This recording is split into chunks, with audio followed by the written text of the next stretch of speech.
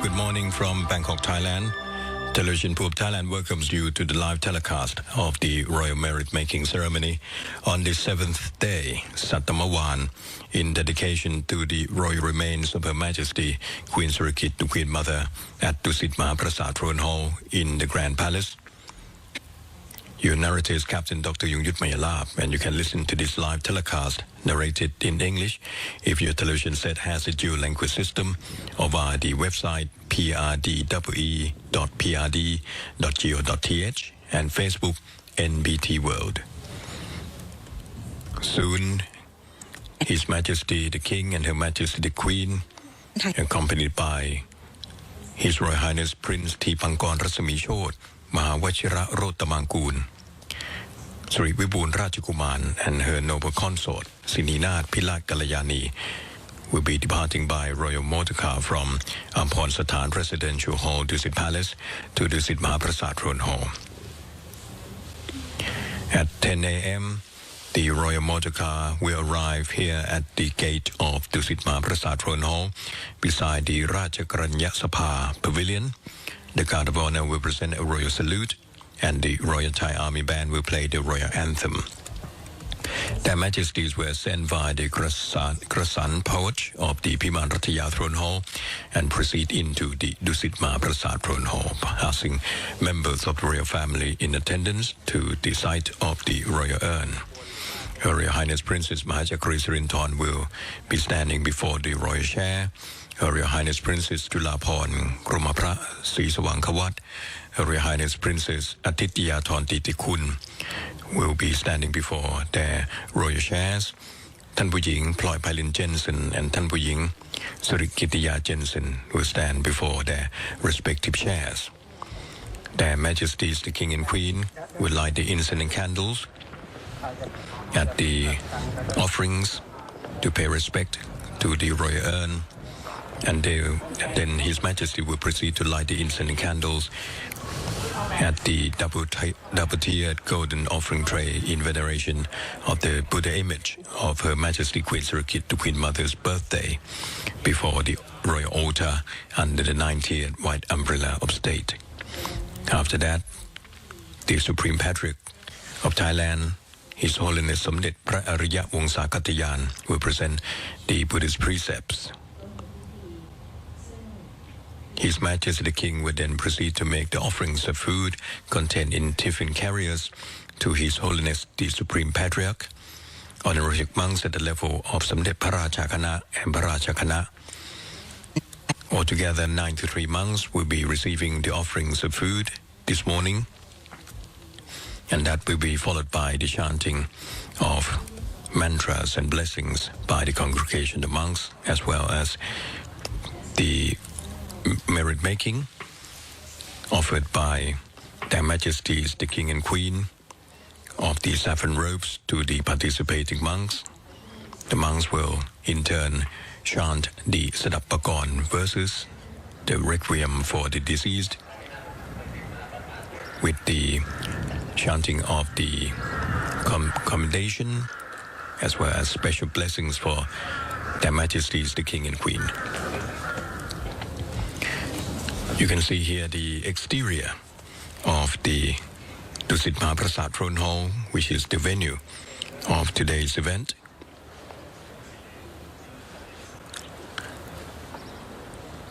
This is a part of the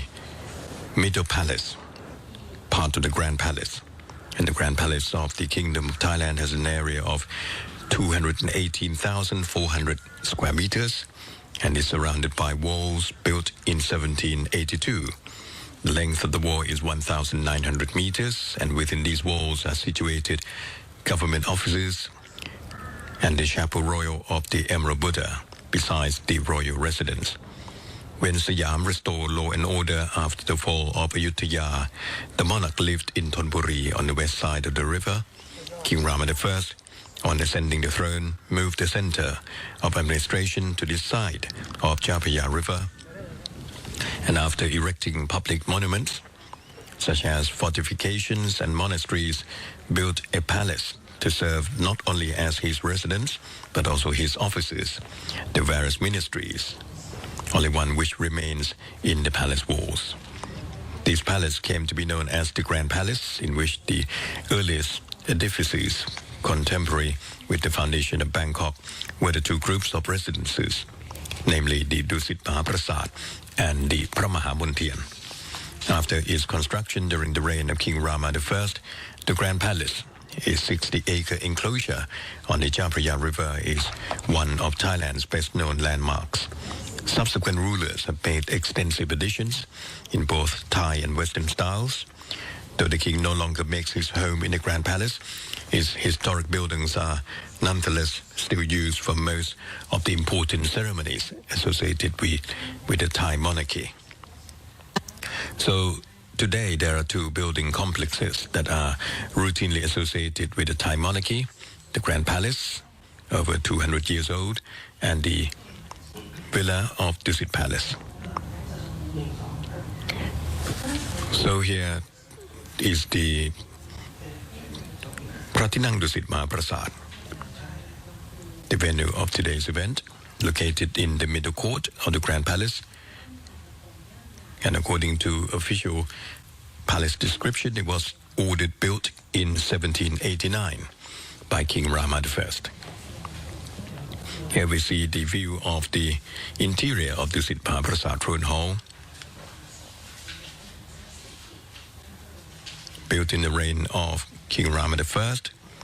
Is one of the two imported buildings admired as gems of the Thai architecture from the Ratanakosin period, and the only throne hall of typical Thai style in the Grand Palace compound. It was built at the site of the original Intrapisek throne hall, which was struck by a thunderbolt and destroyed by fire. The throne hall is situated in the middle section of the Grand Palace. In front of the throne hall to the west is Piman Rataya Hall, the left and the right chambers, and a satellite structure,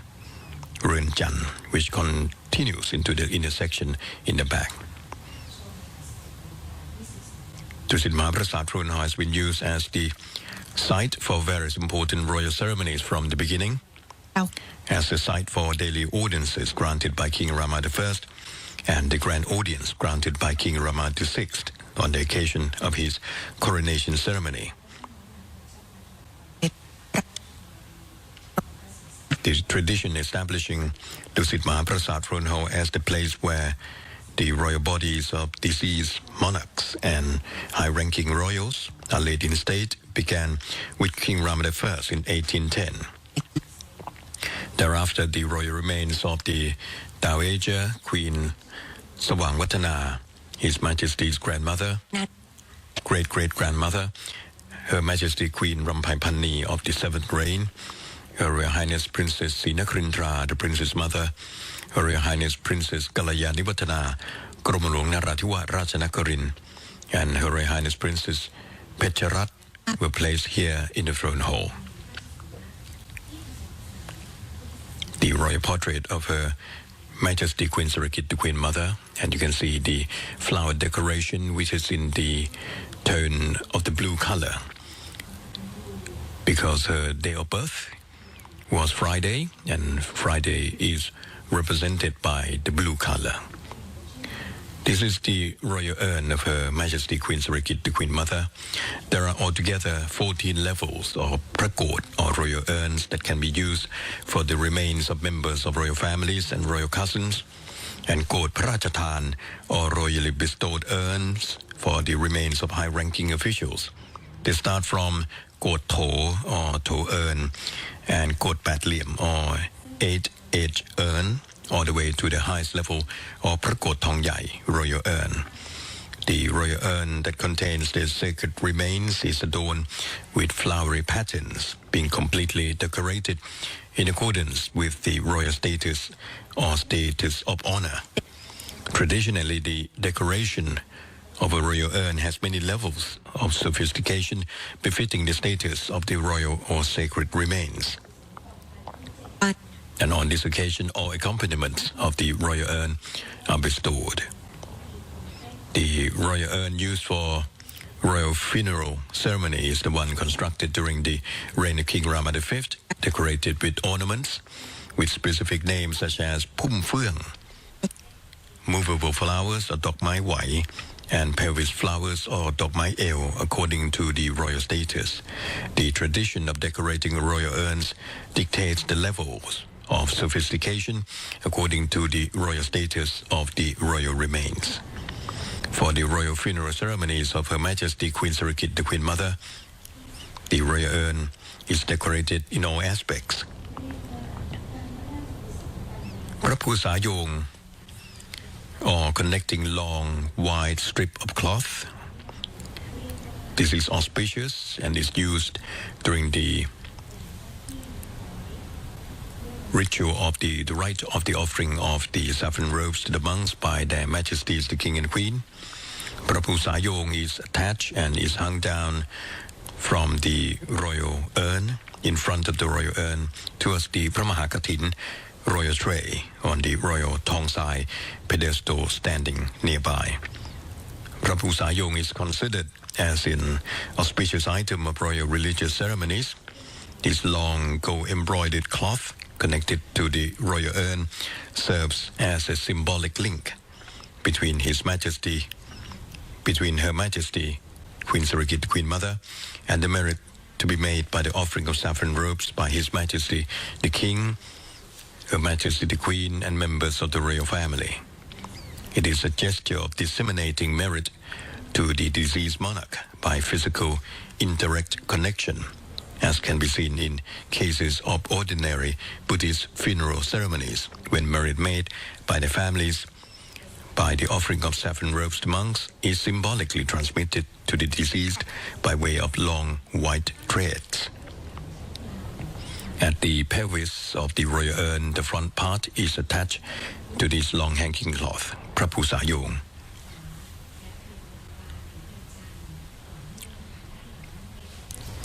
You can see in the middle of the hall is a shrine where the Buddha image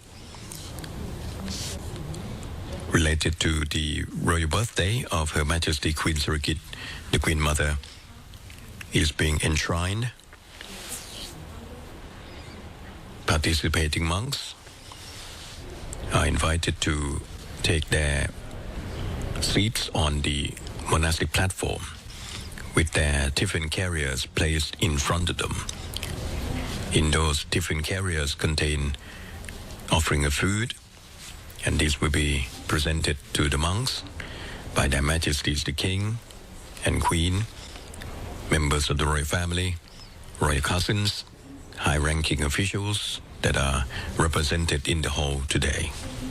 So that will take place a little bit later on. Honorary monks are now invited to take their seats on the monastic platform.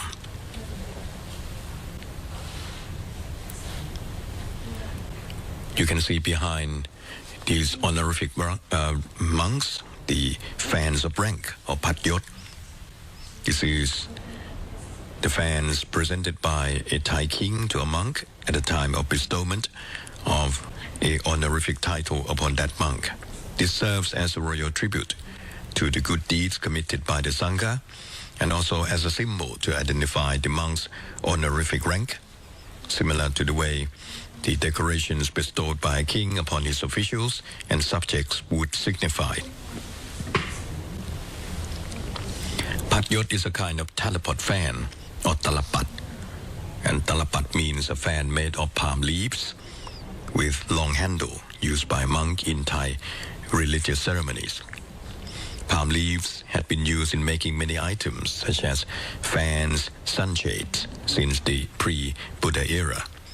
During the period of Lord Buddha, monks carried a teleport fan onto his pulpit, and evidence suggests that these fans carried by Lankan, Burmese and Siamese monks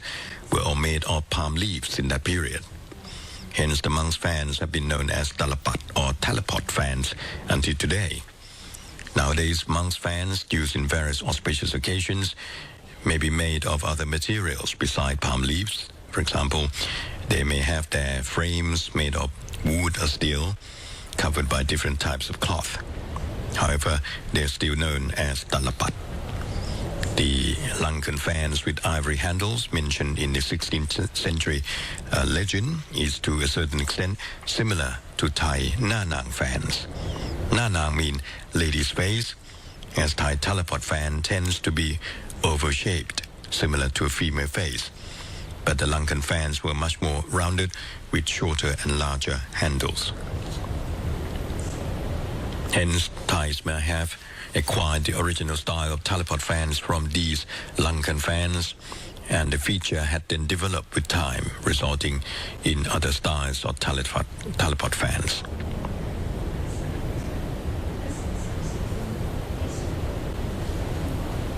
Here, a study in detail of the พระพุทธรูปประจำพระชนมวาน or the Buddha image according to the day of birth of member of the royal family. It's a Buddha image commissioned by the king or members of the royal family to commemorate their significant occasions such as birthday or royal birth anniversary. And in most cases, it is a Buddha image bearing profound meaning and associated with the royal faith of the king or royal family members at the time. And พระพุทธรูปประจำพระชนมวาน for Her Majesty Queen Sirikit, the Queen Mother, is that in the attitude of pensive attitude, contemplating deeply on the Dharma. Both hands are gently raised and placed together at the chest, symbolizing reflection and consideration, with the right hand placed over the left in a calm and serene gesture, signifying the readiness to deliver the ultimate Dharma for the benefit of the human beings. The Buddha compared all beings to three types of lotus. Lotus above the water are those with sharp wisdom who can quickly comprehend the Dharma. Lotus at the water surface are those who shall comprehend after training and cultivation. And lotus underwater are those who are at the beginning of learning, but shall comprehend in the future through perseverance. The Lord Buddha responded to Brahma Sahampati, who suggested that the Dharma discovered by the Lord Buddha should be taught to all those who are willing to learn, and he felt that there were beings in this world who had the capacity to listen to and understand Lord Buddha's Dharma.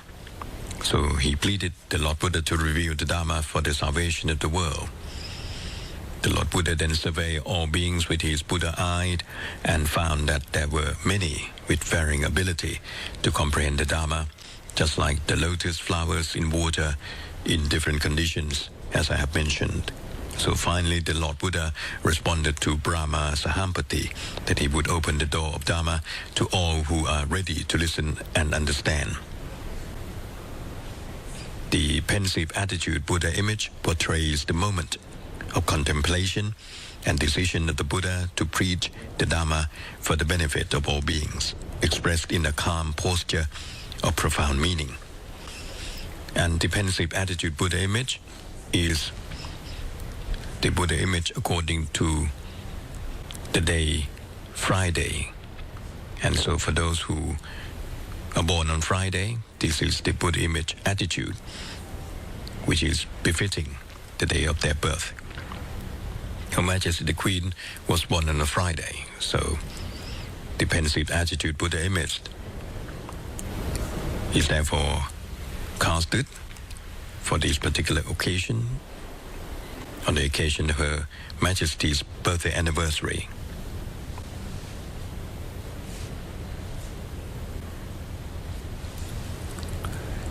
So in a moment when Their Majesties the King and Queen arrived, the royal merit-making ceremony will begin.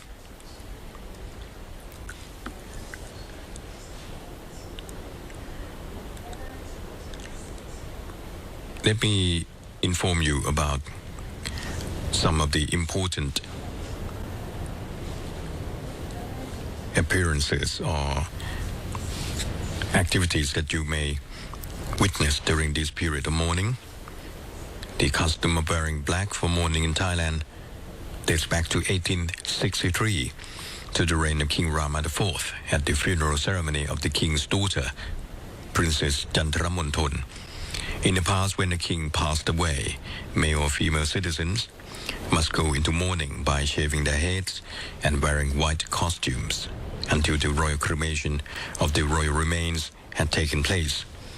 Later, during the reign of King Rama IV, he ordered members of the royal family and court officials to wear black costumes for mourning during the royal cremation ceremony of his daughter, Princess Jantramonton Sopon Pakawadi.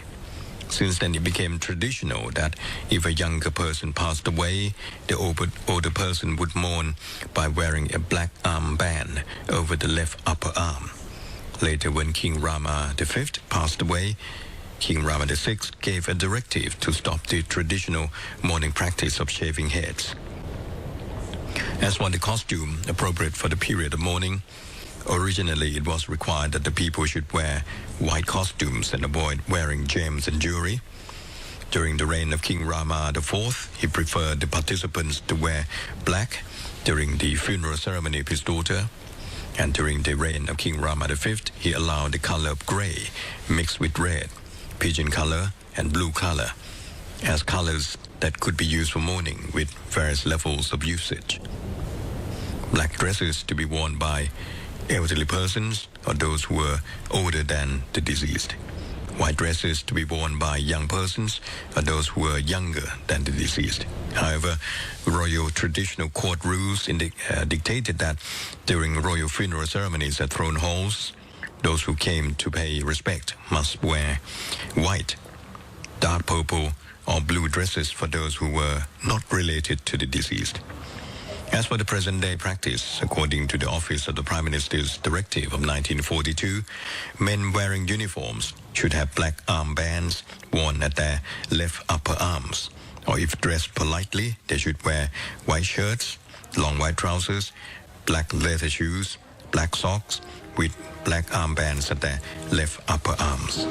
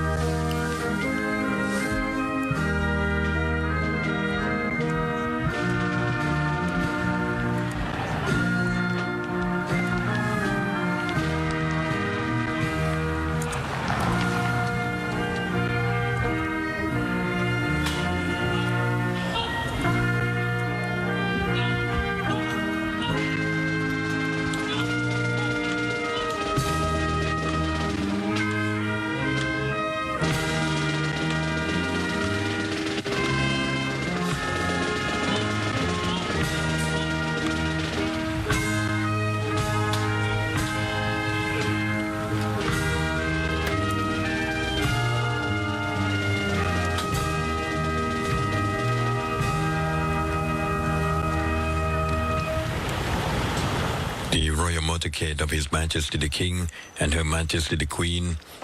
has now arrived within the ground of the Grand Palace, parking just by the wall of the Dusit Maha Prasat Throne Hall, near to the Rajakaranya Sabha Pavilion. Their Majesties the King and Queen, accompanied by His Royal Highness Prince Tipankon Rasami Chod,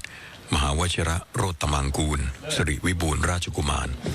and her noble consort, Sininath Pilat Kalayani, entering the compound of the Dusit Maha Prasat Throne Hall.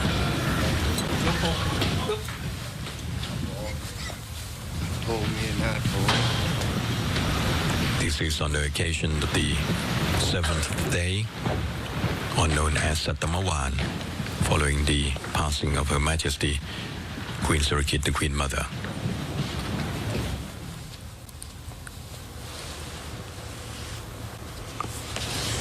Their Majesties the King and Queen were now ascend by the Krasan porch of Biman Rataya Throne Hall and proceed into Dusit Maha Prasat Throne Hall, passing members of the royal family in attendance to the site of the royal urn. At that time, the court musicians sound the conch, royal trumpets, European trumpets and victory drums,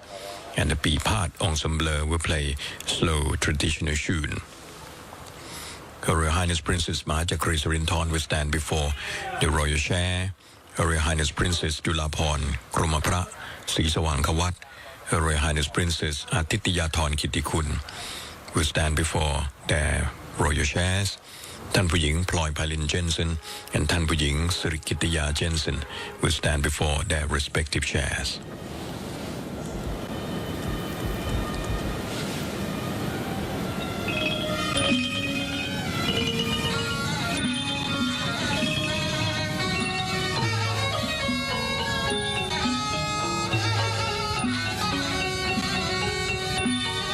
His Majesty the King lights the incense and candles of the royal offering set of gold with Rajavadi enamel, and also lights the incense and candles of the small golden offering set or Krung Tong Noi before the royal urn and pays homage. Her Majesty the Queen lights the incense and candles of the secondary royal offering set of gold with enamel, and also lights the incense and candles of the small golden offering set before the royal urn and pays homage. Her Majesty the Queen remains standing before the royal chair. His Majesty the King proceeds to light the incense and candles of the double-tiered golden offering tray in veneration of the Buddha image of Her Majesty Queen Sirikit, the Queen Mother's birthday, before the royal altar under the 9-tiered white umbrella of state and pays homage. His Majesty graciously receives the homage of those in attendance and seats himself upon the royal chair. Soon the Pipat ensemble will cease to play. Officials invite His Holiness Somdet Phra Ariya Wongsakatayan, the Supreme Patriarch, to present the Buddhist precepts. His Royal Highness, His Holiness will then present the precept in 3 chapters. The first is to pay respect to the Lord Buddha. Panca silani yajama thutiyampi mayang phante visung rakanathaya ti saranena saha panca silani yajama tatiyampi mayang phante visung rakanathayaติสรเนนะสหปัญจศีลานิยาจามะนะโมตัสสะภะคะวะโตอะระหะโตสัมมาสัมพุทธัสสะนะโมตัสสะภะคะวะโตอะระหะโตสัมมาสัมพุทธัสสะนะโมตัสสะภะคะวะโตอะระหะโตสัมมาสัมพุทธัสสะ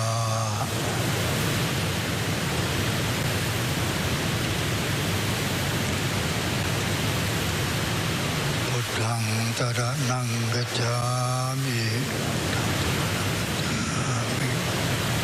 ธัมมังสรณังกัจฉามิธัมมังสรณังกัจฉามิสังฆังสรณังกัจฉามิทุติยัมปิพุทธังสรณังกัจฉามิติยัมปิธัมมังสรณังกัจฉามิทุติยัมปิสังฆังสรณังกัจฉามิตติยัมปิพุทธังสรณังกัจฉามิตติยัมปิธัมมังสรณังกัจฉามิติยัมปิสังฆังสรณังกัจฉามิ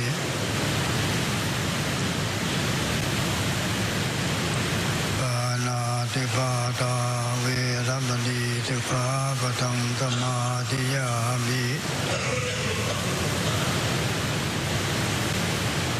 อ ทินนาทานาเวรมณีสิกขาปะทังสมาธิยามิ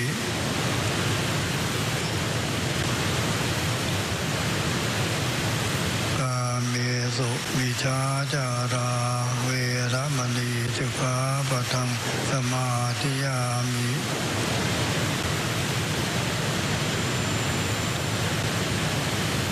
มุสาวาทาเวรมณีสิกขาปะทังสมาธิยามิ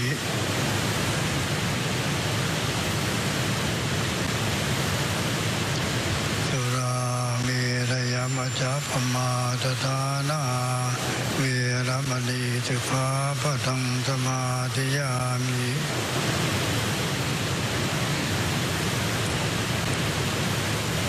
อิมานิปัญจสิกขาปทานิ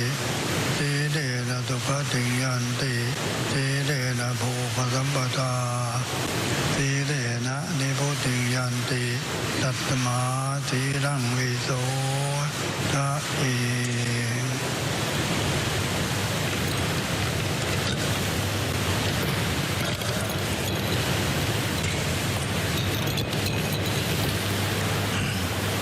นะโมตัสสะภะคะวะโตอะระหะโตสัมมาสัมพุทธัสสะนะโมตัสสะภะคะวะโตอะระหะโตสัมมาสัมพุทธัสสะนะโม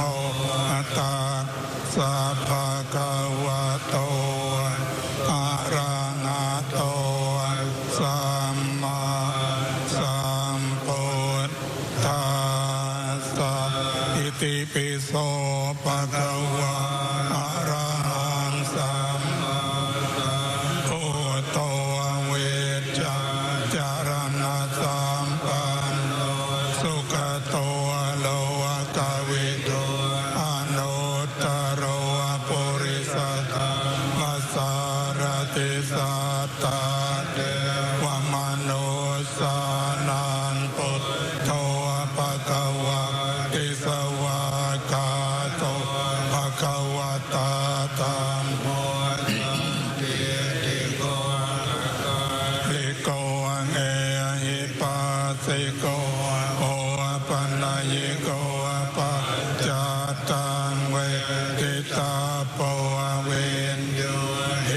ติสุปฏิปันโนภะคะวะโตสาวกสังโฆอุจุปฏิปันโนภะคะวะโตสาวกสังโฆญาญาปฏิปันโนภะคะวะโตสาวกสังโฆสามีจิปฏิปันโนภะคะวะโตสาวกสังโฆยติตังจัตตาริปุริสยุกาเนอาตปุริสปุกกะลาเอสัพพะคะวะโตสาวกสังโฆปุณายโยปังปุณายโยกาทินายโยอัญเจลียการณีโยอนุตตรังปุญญาเกตังโลกัสสะติภาหุงสาสัมมปิเนมิตาสาอุทานการเกรียงเรียคาราอุทิตังโมทัสสะเสนามาราทานาติตังมวิตินาจิตวามุนินโททานเตจะสาภวะโตจะยามังคาลานิมาราติเรกามปิโยจิตตาสาภราเตงโกลัมปนาลวะกามากามตาตยากังกันเด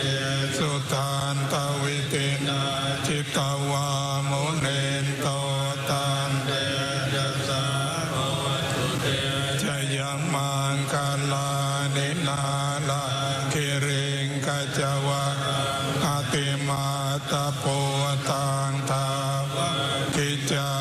มัสเนวสุธารุนันตเมตตามุเสกเวตินาจิตวามุเนนโตตันเตยัตตาวัตถุเตทยามากาลานิโอเกตกากรรมติหาตสุธารุนันตังตาวันติโยจนะปทานกุริมาลาวันตังเอเตหิสังปะตมโนจิตวามุเนนโตตันเตจัสสะภวตุเต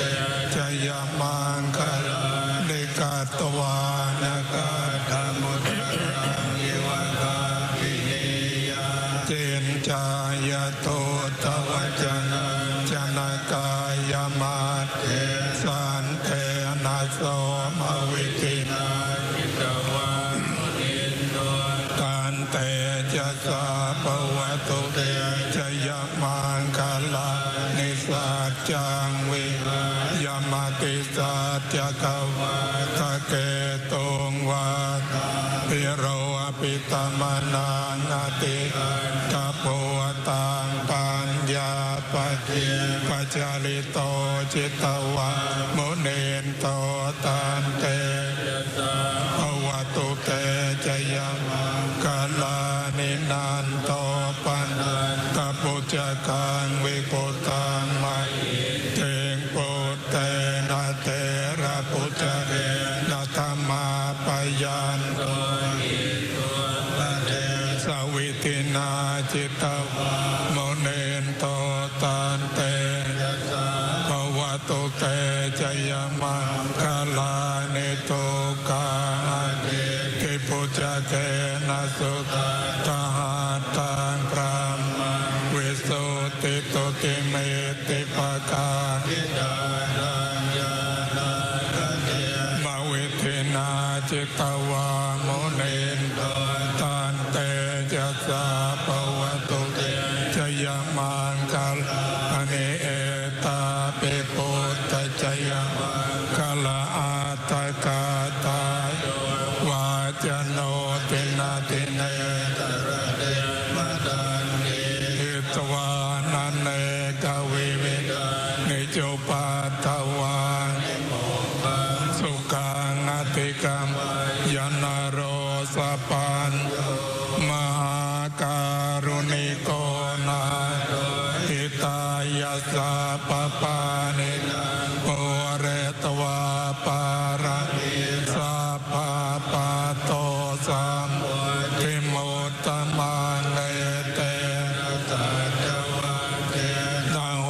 ตุเตจยังคลังจยันโตโพธิยาโมเลสักยานนันติวัฒโนเอวังกวังวิจโยโมหิตยาสุจยมังคเลทิตบังนังเตติเสปัตวิโภคะเรงอภิเสเกสัพพุทธานังนาคาปัตโตปโมสติสุนาคาปันตุมังคารังสุปาภาตังสุติตังสุขโนสุโมโนจะสุเยตังพระมัจจาริสุปตากินังกายกรรมังวาจากรรมังปตากินังปตากินังมโนกรรมังปณิเตเตปตากินังปตากินังนิกัตวานลปันตาเตปตากินภวตุสาปมังคลาราการตุสาวัตตาสาปพุทธานุภาเวนัสตาโสติภวตุเตภวตุสาปมังคลังราการตุสาวัตตาสาปธรรมานุภาเวนัสตาโสติภวตุเตภวตุสาปมังราการตุสาปวัตตาสัพพสังฆานุภาเว สดาโสเทภาวันโตเต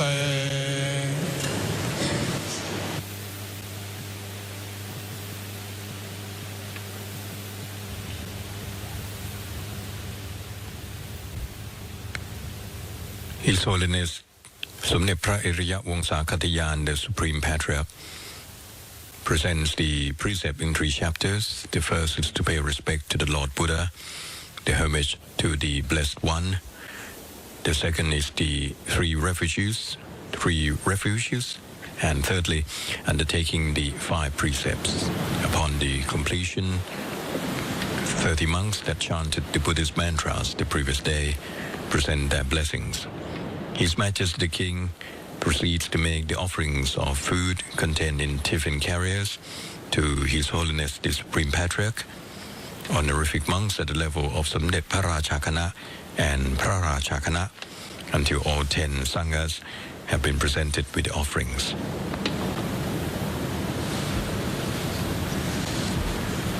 Buddhist monks, especially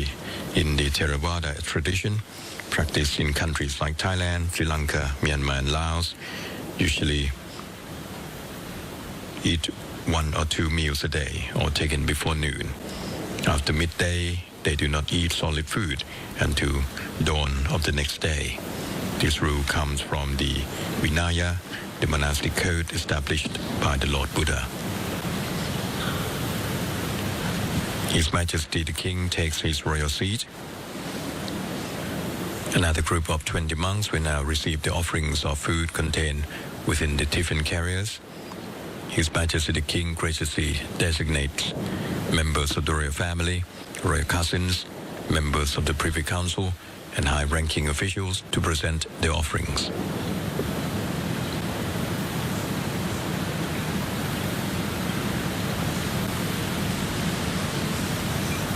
As to the Vinaya, dictating that 1 or 2 meals to be taken by the monks before noon,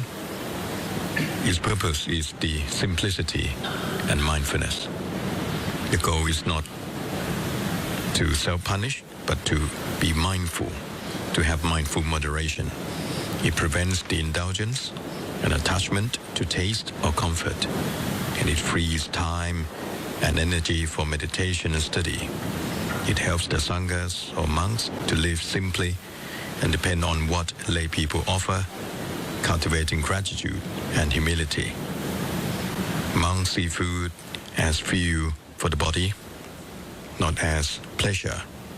Before eating, they reflect with a short chant, "I take this food not for enjoyment, not for fattening, but only to sustain this body and to continue the holy life." Officials are now laying the Prapusayong, the long, auspicious, decorated piece of robe, extending it from the royal urn to the monastic platform, supported at intervals by this decorated stand.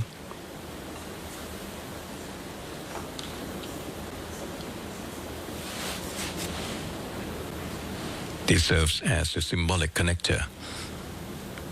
for the merit being made by His Majesty the King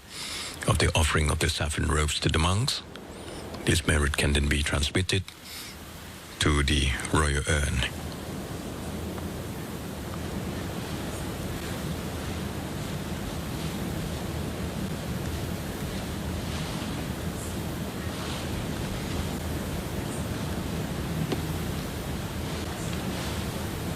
His Majesty the King now presenting the robes to all the 10 honorific monks.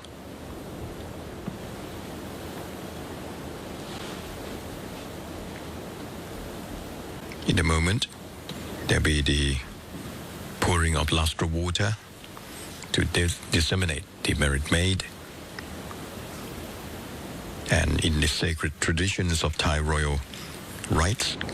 related to funeral, there's a moment of profound meaning.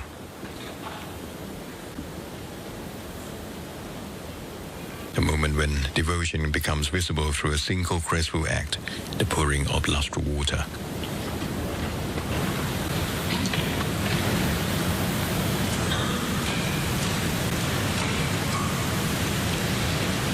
Anicca vata sankhara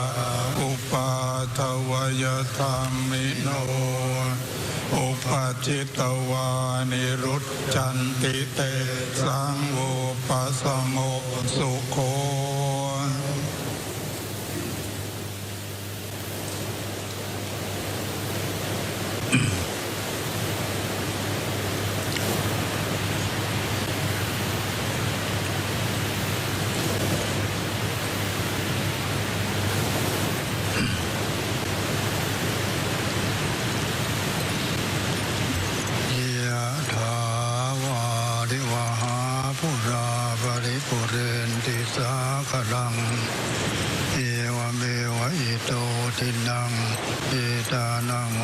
ปฏิอิจิตังปฏิตังตุมหังคิปะเมวะสมิจจตุสัพเพปุเรนโตสังกปาจันโทปนรโสยถามณิโชติรโสยถา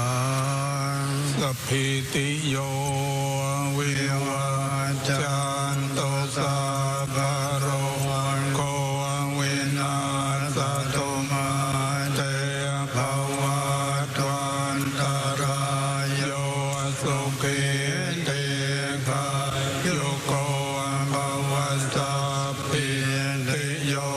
วิวัจจันโตสัพพะโรโควินาศตุมาเตภวัตวันตรายโยสุขิติกายุโกภวสัพพิติโยวิวัจจันโตสัพพะโรโควินาศตุมาเตภวัตวันตรายโยสุขิติกายุโกภวะอภิวาทนาติเลสเนจังวุฒาปัจจายโนจัตตารโอธรรมาวัฏันติอายุวันโนสุขังภาลังอัตตาสิเมอัตตาสิเมยาติเมตตาสังฆาจะเมเปตานังดาอินังดาจาปุเปกตมโนสรังนาหิโรนะวาโสโกวายาวันยาปริเทวนานาตังเปตานามัตถายาเอวังติตันติยากายโยอายัญจะโกนาคินาเตนะสันธามิสุปเทติตาเดหะรัตตังอิตายาจัตตานะโสอุปกาปฏิโสยาติธัมโมจะอายังนิทัสติโตเปตานะโพชาจักโตอุราลาปลันจะภิกขุนะมโนปเทนังโตเมหิปุญญาปัสสุตังอนาปกันติอดิเรกวัตตังทีวโตอดิเรกวัตตังทีวโตอดิเรกวัตตังทีวโตอีกาโยโกโหตุอโรโกโหตุอีกาโยโกโหตุอโรโกโหตุ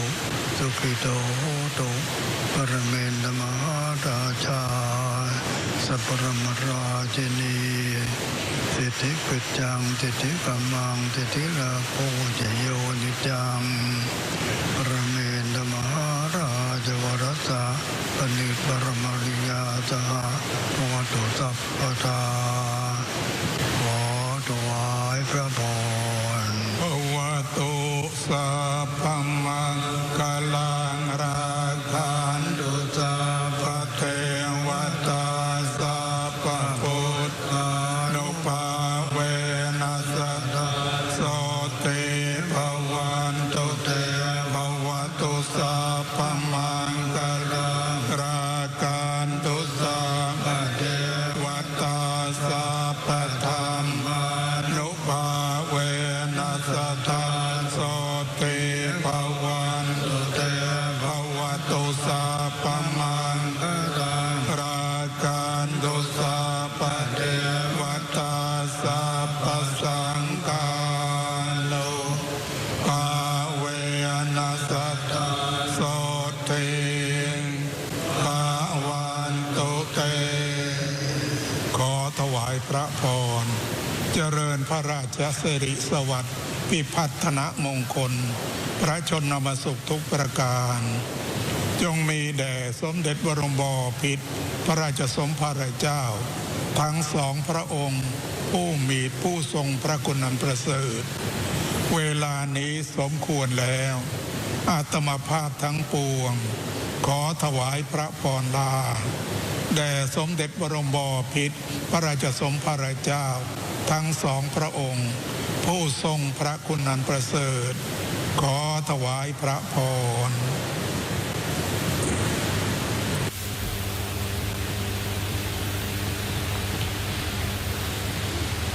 Following the pouring of the lustre water as a gesture of disseminating merit made to the deceased by Their Majesties the King and Queen, the monks chant Anumotana and benedictions in 6 chants, comprising the water pouring blessing, Sapi, the So Atalato verse, the blessing for Their Majesties the King and Queen, the Sappa Mongkonkata verse, and the benediction of farewell. At the conclusion, the monks will then depart from the throne hall. Officials will then invite the next group of 10 monks to take their seats on the monastic platform. There will be 2 rounds of the 10 monks per group who will be invited for this part of the ceremony.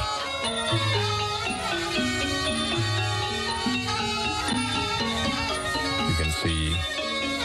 the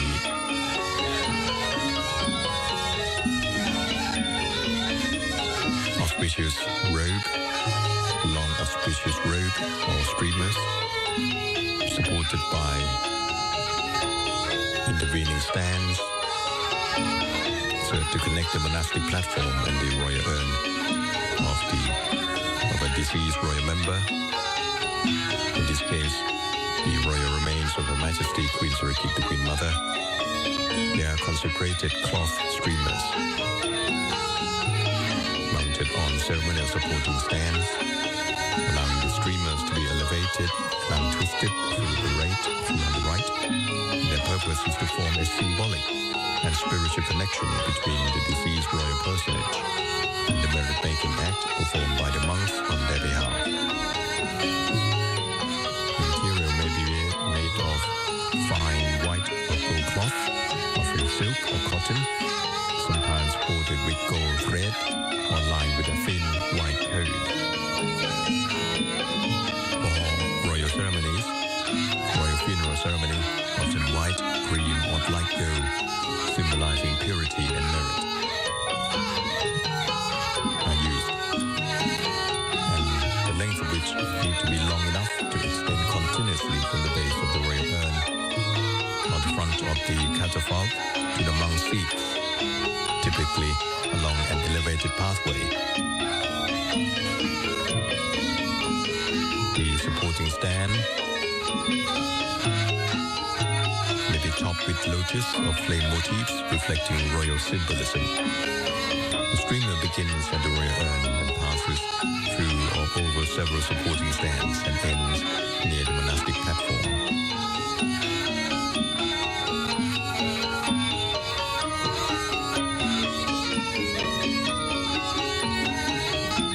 When the king or a royal representative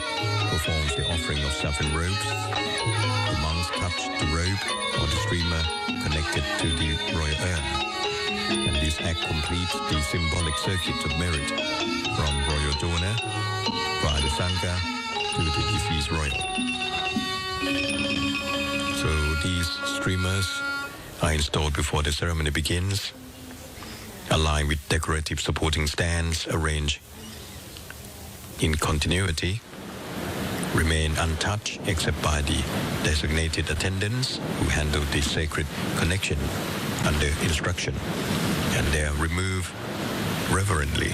after the completion of the ceremony.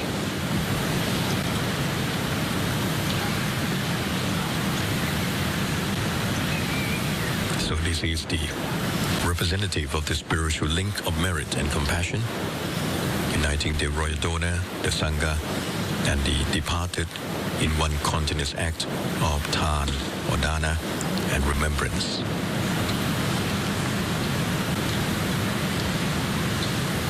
His Majesty the King will proceed to offer the saffron robes to the monks, and then they will respond by the chanting of Sadapakorn verse.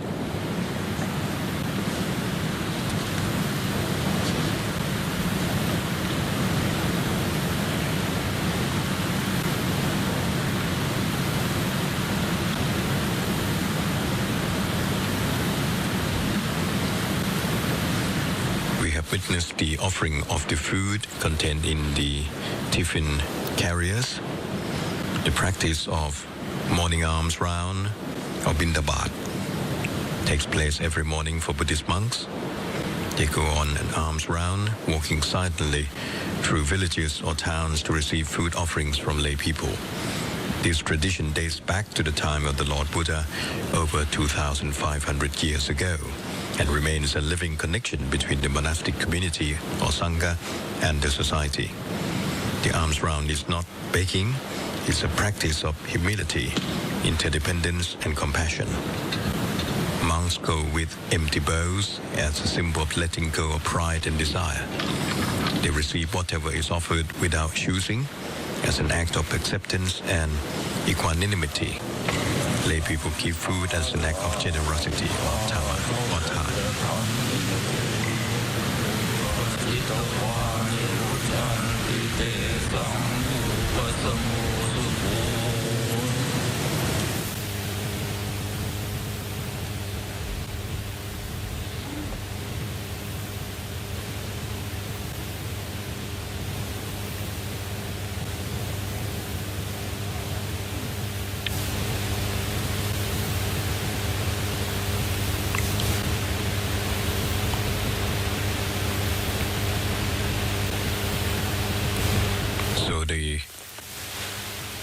The set of 10 monks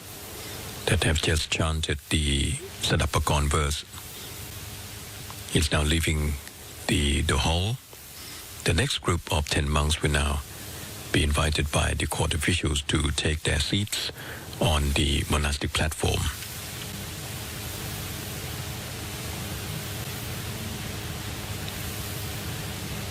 And again, His Majesty the King will proceed to offer the royal robes to the monks, and they will respond by chanting the Sadapakorn verse, the requiem for the deceased. I was mentioning about the morning round of alms. Lay people give food as an act of generosity or Than or Dana, one of the most important Buddhist virtues to support the monk's spiritual path. And so both sides practice the Dharma. The monks cultivate detachment and gratitude, while the lay people cultivate generosity and joy in giving. The practice creates a reciprocal relationship between the monastic and lay communities. And this mutual dependence reinforces the Buddhist ideal of a harmonious and compassionate society. For monks, walking mindfully and silently through the community is a form of moving meditation. For lay people, preparing and offering food with good intention cultivates mindfulness and a moment of peace at the start of the day. In countries like Thailand, Laos, Myanmar, and Sri Lanka, The morning alms round also represents a peaceful rhythm of daily life, a visible reminder of spiritual values in a busy world. The sight of saffron-robed monks receiving alms in silence symbolizes purity, compassion, and the continuity of the Buddha's teaching.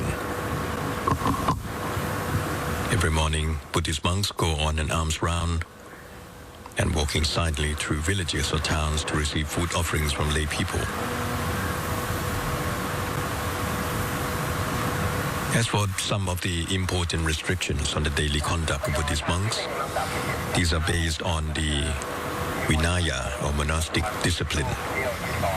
All Buddhist monks live under a code of discipline called the Vinaya or Vinay, established by the Buddha himself over 2,500 years ago. And the Theravada monks follow 227 precepts that guide behavior, speech, diet, relationships, and use of possessions. Some of the key daily restrictions include no eating after the noontime. Monks may have only 1 or 2 meals before noon and abstain from solid food until dawn the next day. This trains moderation, mindfulness, and detachment from craving. No handling of money. Monks cannot buy, sell, or keep money.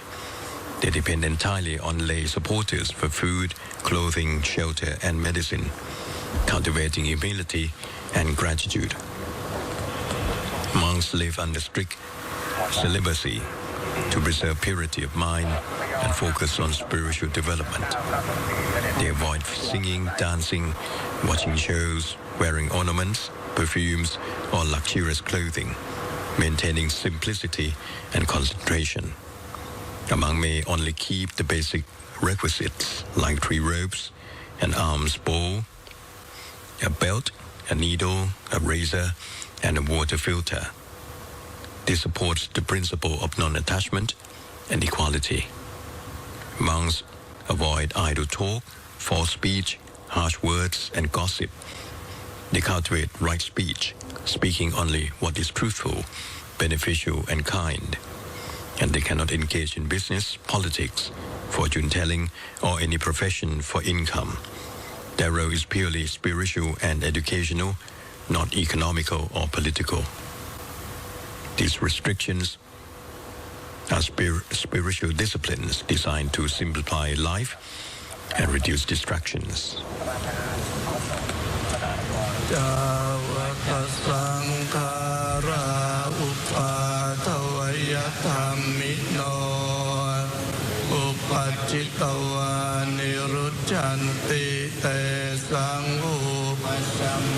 สุโข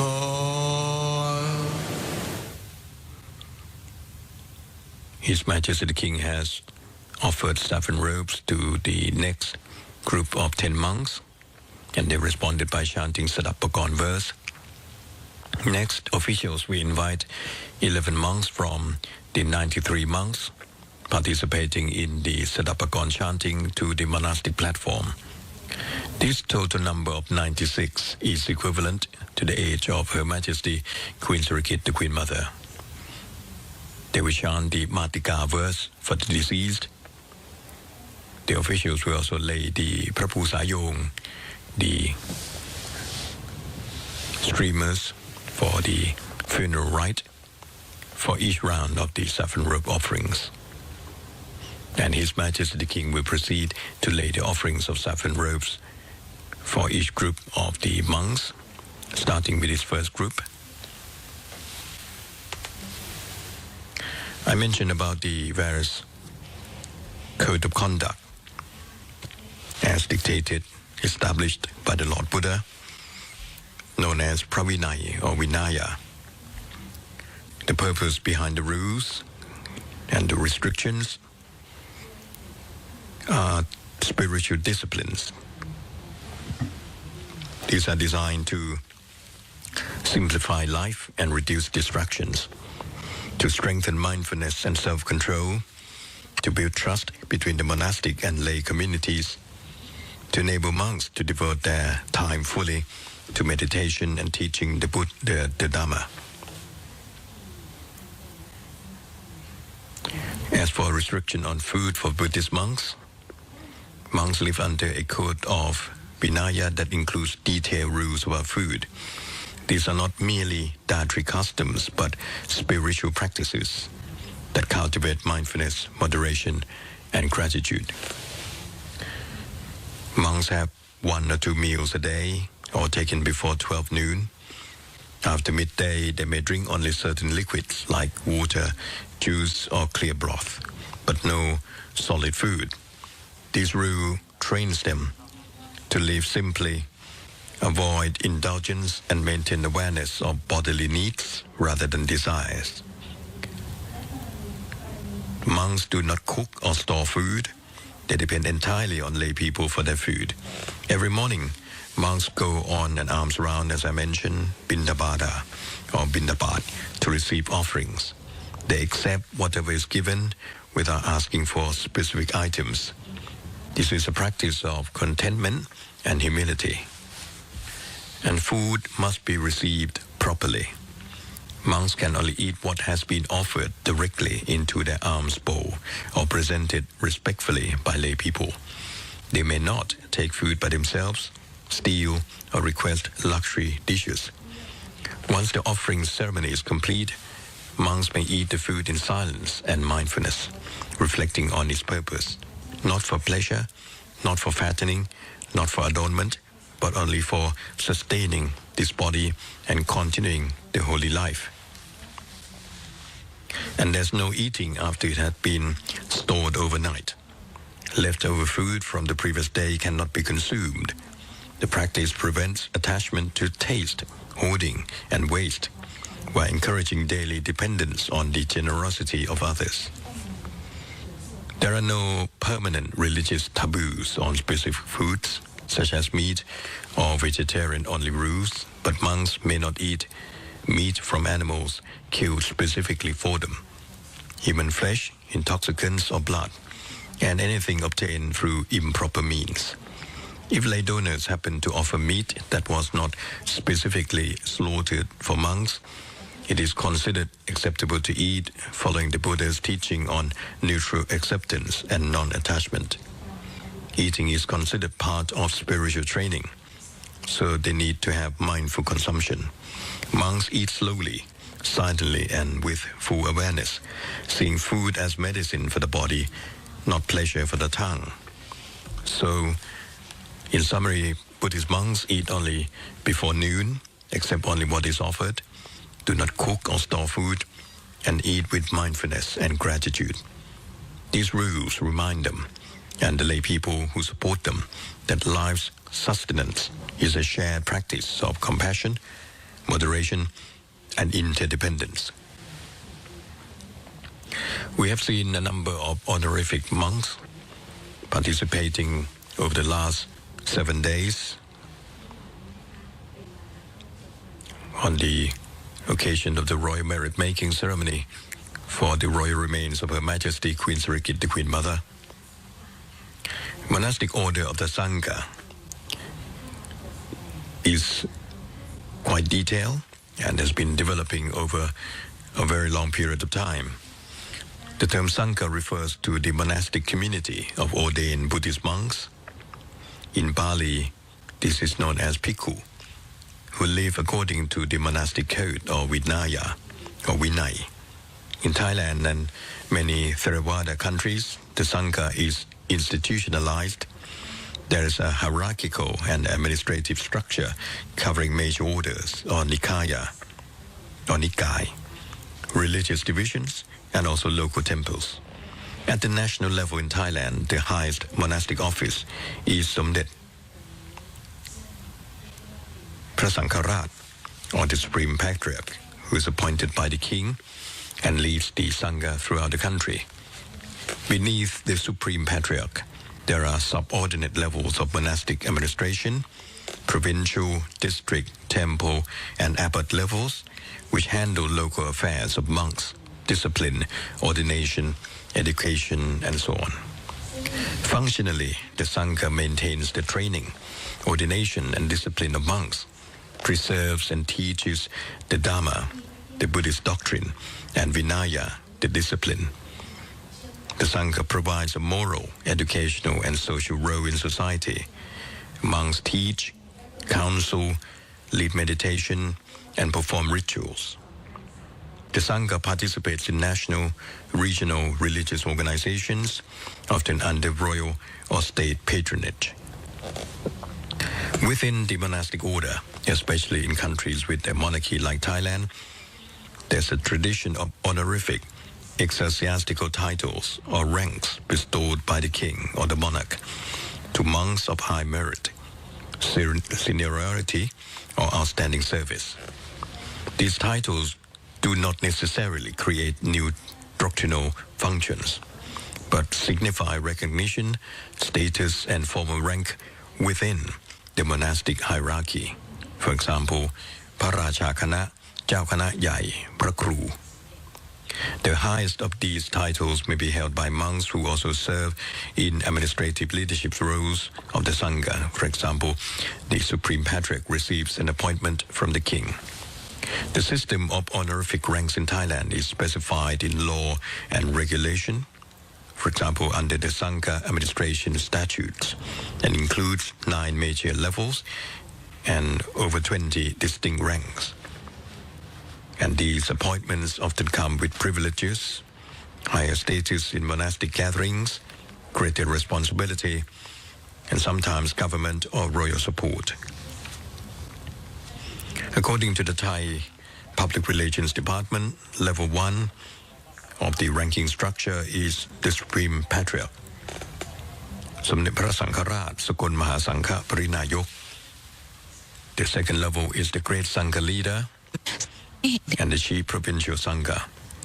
The level 3 is the Royal Rank Monks, the พระราชาคณะ divided into subclasses, for example, Tham level, Tape level, Rad level, and Ordinary level. The monarchy, by granting these titles, reinforces the connection between the state and the Sangha, aligning monastic authority with royal patronage and national religion. For lay people, the title of monk signifies his standing, experience, and trustworthiness. It helps in identifying senior teachers, abbots, and spiritual leaders. It honors monks who have earned merit, upheld discipline, taught widely, and contributed to Sangha and society. The hierarchy enables organization of the Sangha,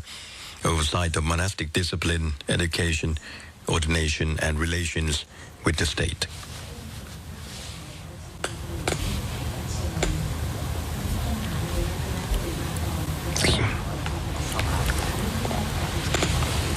You are watching the live telecast of the Royal Merit Making Ceremony on the occasion of the 7th day or Sattamawan following the passing of Her Majesty Queen Sirikit, the Queen Mother.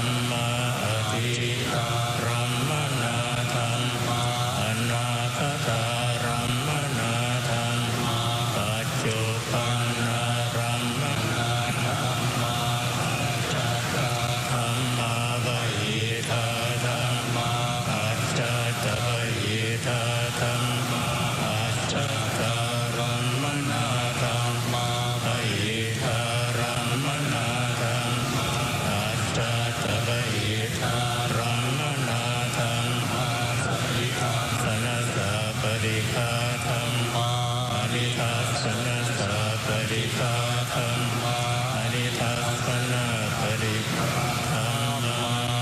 เหตุปัจจโยอารัมมณปัจจโยอธิปติปัจจโยอนันตรปัจจโยสมนันตรปัจจโยสัทธาตปัจจโยอัญญมัญญปัจจโยนิสยปัจจโยอุปนิสยปัจจโยปุเรชาตปัจจโยปัจจชาตปัจจโยอาเส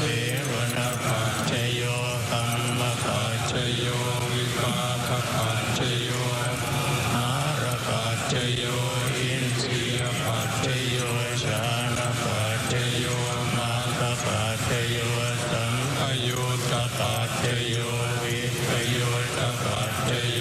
อธิปัจจโยนาทิปัจจโยวิคตปัจจโยอวิคตปัจจโย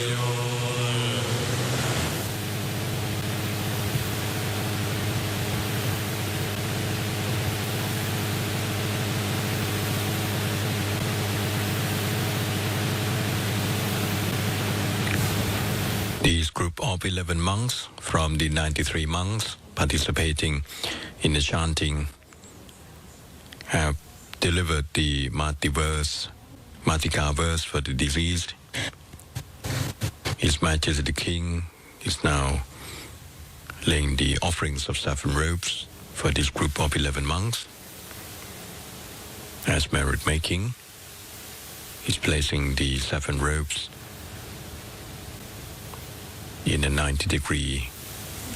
angulation to the prapusayong, or the streamers used in relation to the funeral rites of members of the royal family. You can see that the prapusayong is placed on top of a long piece of white cloth to avoid the direct contact between the prapusayong, the streamer, and the surface of the monastic platform, to maintain its auspiciousness and purity of the prapusayong, which is regarded as highly auspicious.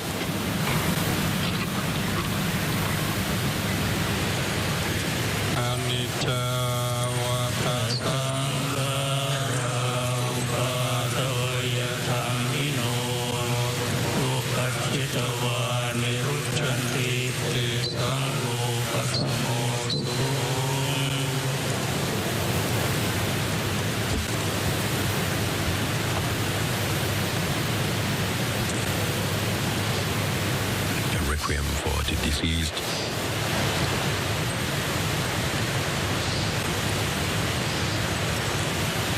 Court official disconnected.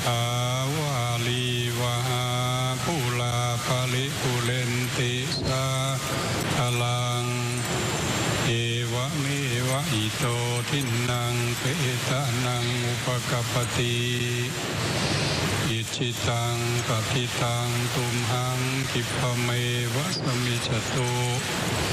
สัพเพปุเรนตุสังคปาจันโท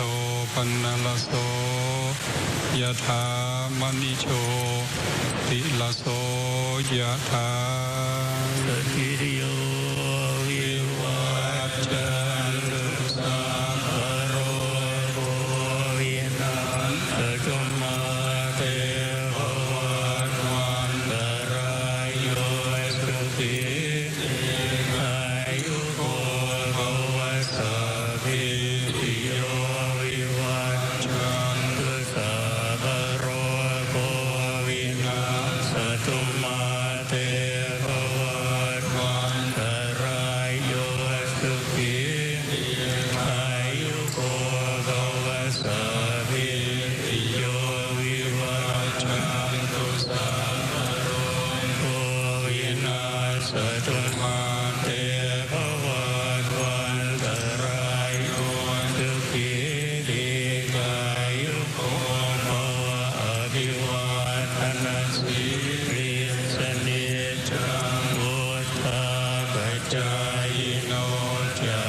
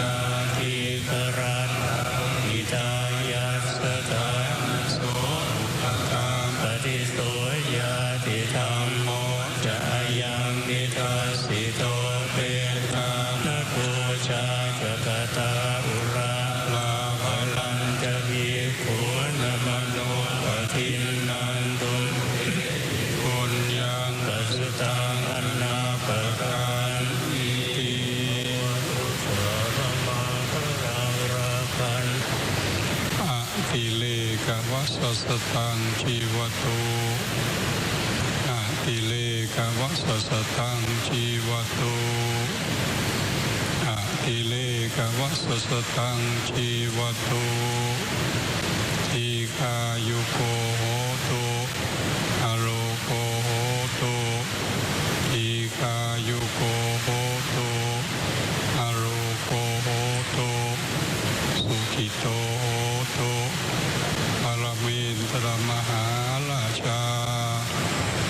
ปรมราชินีสิทธิกิจจังสิทธิกัมมังสิทธิลาโภชโยนิจังปรมินทรมหาราชวรัสสะ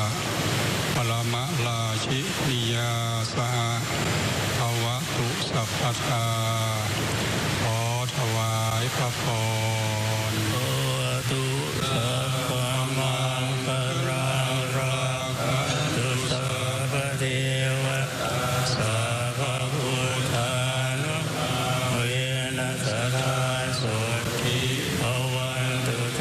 ภวตุสัพพมังคาราคะตุสัพพเทวตาสัพพธรรมานุเวนัสทาสุขีภวันตุเต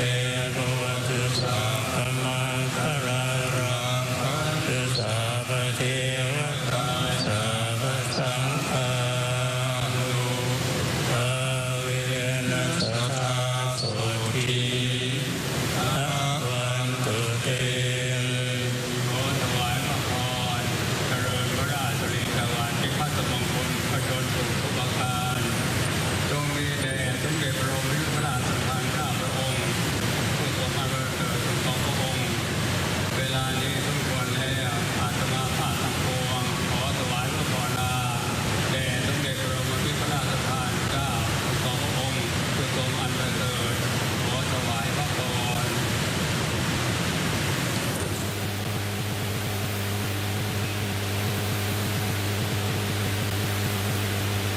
Monks, following the offering of the 7 robes to the monks by His Majesty the King, Their Majesties the King and Queen poured the lustre water as a gesture of disseminating merit made to the deceased. The monks then chant Anumodana and benediction in 6 parts. The first part is the water pouring blessing, followed by Sapi.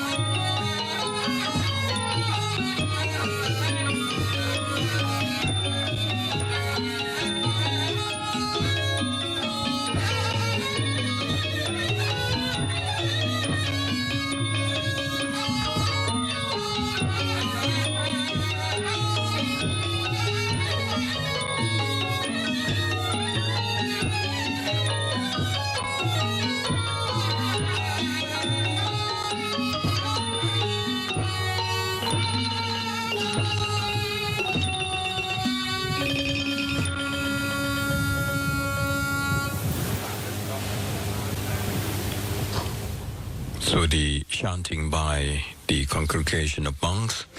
of Anumodana and benedictions, consisting of 6 parts: the water pouring blessing, the Sapi, the So Attalato verse, the blessing for their majesties or Tawai Adirek, the Sappamongkun Kata verse, and the benediction of farewell. And then followed by the departure of the congregation of monks from the hall of Dusit Maha Prasat, throne hall. Now the next group of monks taking their seats on the monastic platform for the next part of the merit-making ceremony, the offering of the saffron robes to this new group of monks. This will continue until all the total of 93 monks have received the offering of the saffron robes from His Majesty the King, His Majesty Queen and members of the royal family, according to the royal designation of His Majesty. I have mentioned earlier on about the fan of rank, the honorific fan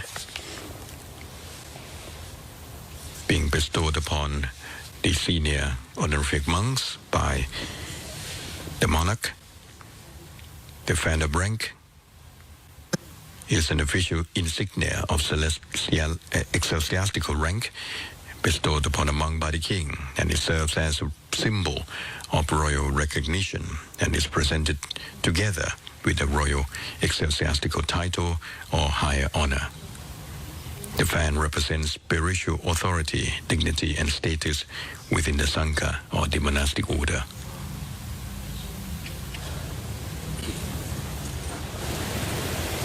Anicca vata sankhara upadavaya dhammino upajitava nirucchanti te sangupasammo sukho.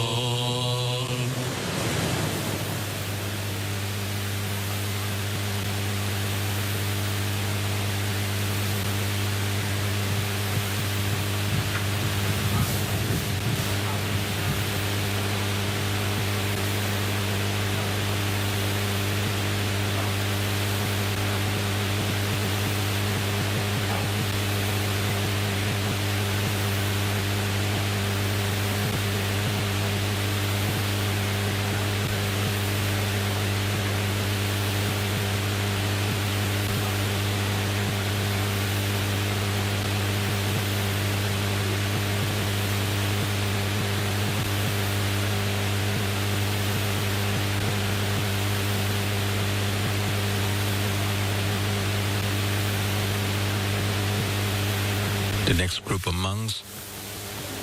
will now be taking their seats on the monastic platform. You can see their fans of rank being carried by the court officials, and these fans of ranks represent spiritual authority, dignity, and status within the Sangha, the monastic order. It is the monastic equivalent of a royal or state decoration, an emblem of the monk's position and honor, not a functional fan. Each fan is carefully designed and differs according to rank. The shape may be oval, pointed, or flame-shaped. Material may be embroidered silk, velvet, or metallic thread. Insignia may appear the royal emblem, tiered umbrellas, or the Garuda seal. And the inscription of the monk's full honorific title will be on the fan of rank. It is kept beside the monk's seat or held during formal occasions such as royal ceremonies, Sangha assemblies, or Dharma sermons. Never used for fanning oneself. The king personally or by command bestows the fan of rank when conferring ecclesiastical titles. It is one of the most sacred and prestigious items a monk can receive in his lifetime, marking royal recognition of his virtue, learning, and service to Buddhism and the nation. A commemorative fan, on the other hand, is not an insignia of rank, but a souvenir or offering fan presented to monks or used in ceremonies to commemorate special occasions such as royal anniversaries, temple dedications, cremations, or merit-making ceremonies. These commemorative fans may be embroidered or painted with images of temples, royal crests, or other event emblems. It bears the name and date of the event or donor rather than a royal title. It can be produced in many identical copies and is not a royal award. Monks may use it when chanting or giving sermons, but it has no hierarchical significance. So, the fan of rank is a royally bestowed insignia of ecclesiastical dignity, signifying the recipient's recognized service and spiritual merit within the Buddhist monastic hierarchy. While the commemorative fan is a symbol of remembrance or offering used to mark occasions or merit-making events without conferring rank or official authority.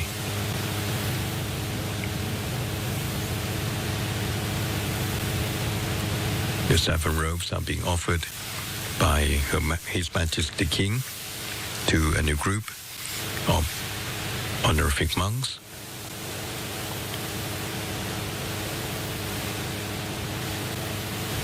The distinctive features of fans of rank, for example, the shape and the outline. The fan is often palmate, sort of hand fan shape, with a pointed top, sometimes flame-shaped or rounded top. This helps identify its ceremonial nature and distinguishes it from a regular fan. The shape may vary by rank. Higher ranks often have more elaborate outlines.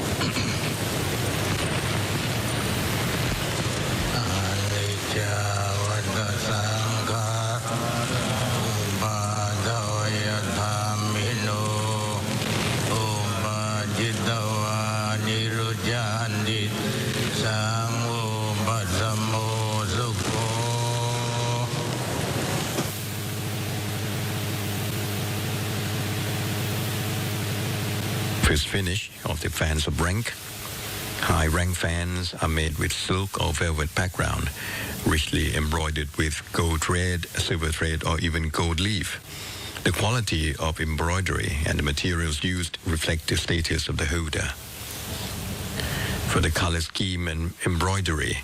typical color combinations include deep navy blue, maroon, black or green background with gold embroidery. Embroidery often uses motifs such as tiered umbrellas or chat, lotus petals, or flame motifs or kanok. The number of umbrellas or tiers may correspond to rank. 9-tier umbrella symbol denotes very high rank. The fan may also bear the royal emblem or the cipher of the king or the royal Garuda somewhere near the top center or embroidered onto the fan. This indicates that the fan was royally bestowed and not self-made or generic. Many fans include a title inscription, the monk's rank, and ecclesiastical title. And this inscription shows the specific rank held by the monk. As for the handle, the staff, the mounting, some fans are mounted on a wood or ivory handle, often lacquered or gilded, so that the fan can be held upright during ceremonies. For processions or formal appearances, the fan may be placed beside the monk's seat as part of his regalia.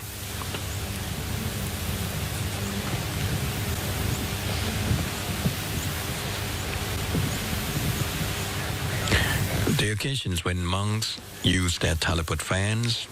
are, for example, during chanting or blessings, when giving sermons, chanting sutras, or performing blessings. Monks often hold the fan upright in front of their faces. The fan acts as a visual screen, symbolizing humility. The monk speaks not as an individual person, but as a representative of the Buddha's teaching or Dharma. It also helps the audience focus on the sacred words rather than the individual monk. It may also be used during royal or state ceremonies. High-ranking monks use their fans of rank during formal occasions such as royal religious ceremonies, for example, royal cremations, ordinations, or merit-making rites, when seated before their majesties or members of the royal family, or when receiving or bestowing blessings in official events. In these contexts, the fan signifies the monk's office and dignity, similar to regalia of state officials. During funeral and memorial rites, monks hold their fans while chanting funeral prayers, Abhidharma chanting, It symbolizes both solemnity and reverence for the deceased, and again keeps the focus on the Dharma recitation, not the person. It may also be used during ordination ceremonies. When ordaining new monks or novices, senior monks may hold a fan while chanting the ordination formula or giving instruction, marking the ceremony's sacredness. His Majesty the King graciously designates Her Majesty the Queen to present the offering of saffron robes to this group of honorific monks as merit-making.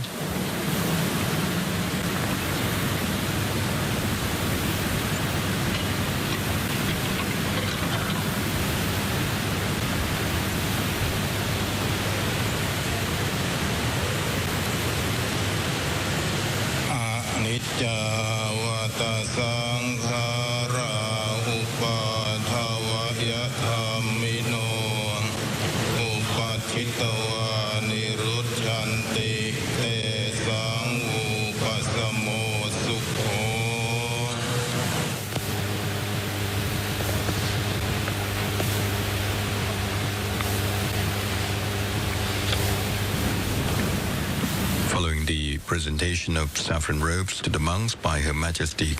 the Queen, the monks respond by chanting the Sadapakon verse. This is a group of 10 honorific monks taking part. The court officials will now invite the next group of 10 honorific monks to take their seats on the monastic platform. When the monks use the fans of rank, they'll be holding the fans vertically in the left hand, resting the base of their handles lightly on his lap or the floor. The fan's face is turned outward, concealing part or all of the face. He does not move the fan or use it to cool himself. This gesture represents composure, respect, and non-self, focusing on the teaching, not the teacher. The monk sits cross-legged, lotus or half-lotus, keeping the fan steady during chanting or speaking. During royal or highly formal events, the fan is placed upright beside his seat when not in use. During chanting, if several monks are chanting, all would hold their fans in the same position, creating a visual harmony, a symbolic image of unity in discipline or vinaya or vinay. After the chant, they lower the fans gracefully to their sides before resuming normal posture. In processions, a monk may carry the fan before his chest, held upright with both hands, a gesture of solemn dignity and reverence. The gestures reflect Buddhist ideals. Modesty, hiding the face, expresses humility. Restraint, keeping still, shows mindfulness and discipline. Non-self, the voice of the Dharma, not the ego, is what speaks through the screen of the fan. And respect,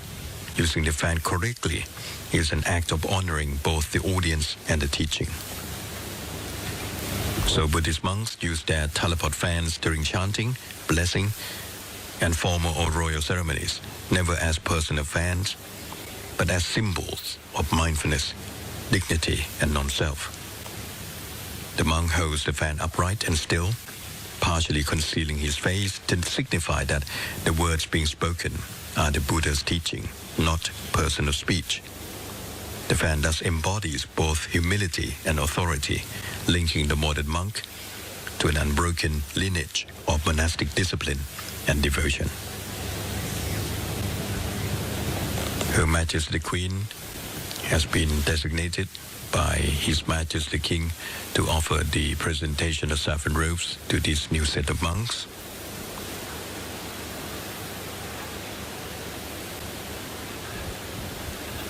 Soon the monks will respond by chanting the Sadapakon verse, which is the requiem for the deceased. The merit made will be symbolically transferred to the royal urn of Her Majesty Queen Sirikit, the Queen Mother, via the consecrated cloth streamers, known in Thai as Prapu Sayong.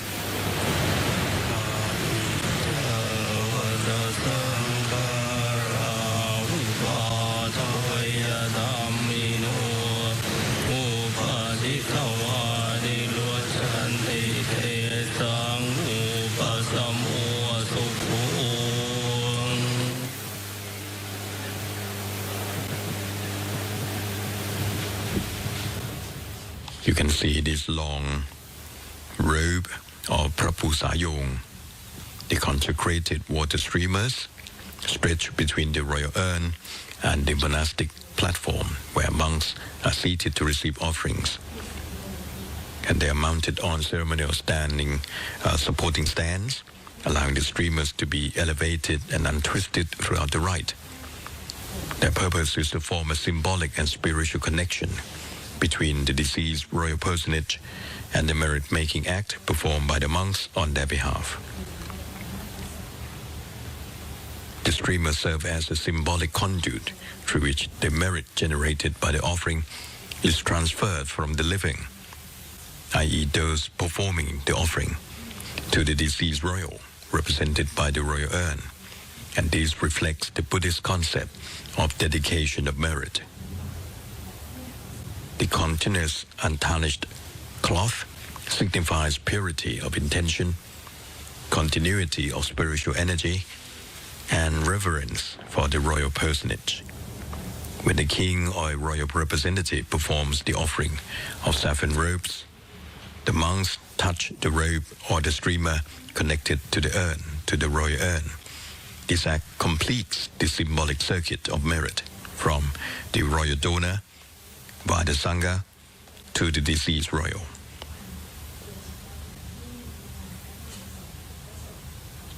So during the royal merit-making rites, following royal death, these streamers are installed before the ceremony begins, linking the royal urn in the Dusit Maha Prasat throne hall to the monastic platform, and they are aligned with decorative supporting stands, remain untouched except by the designated attendants who handle the sacred connection under instruction,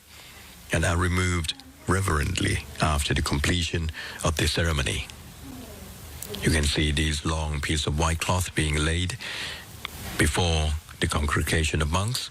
and then the Prapu Sayong is then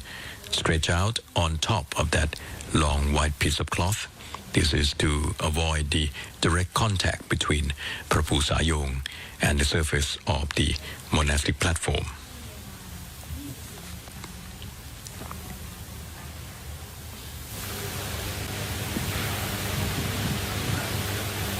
So these Prapu Sayong represent the spiritual link of merit and compassion,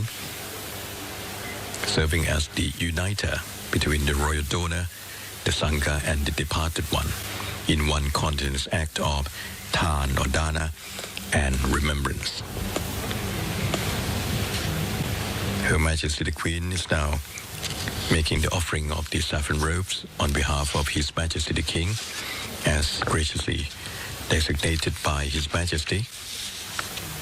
to this group of honorific monks.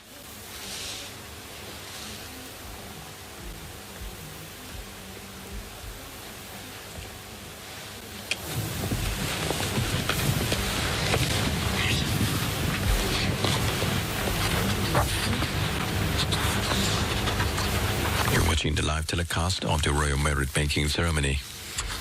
on the occasion of the 7th day following the passing of Her Majesty Queen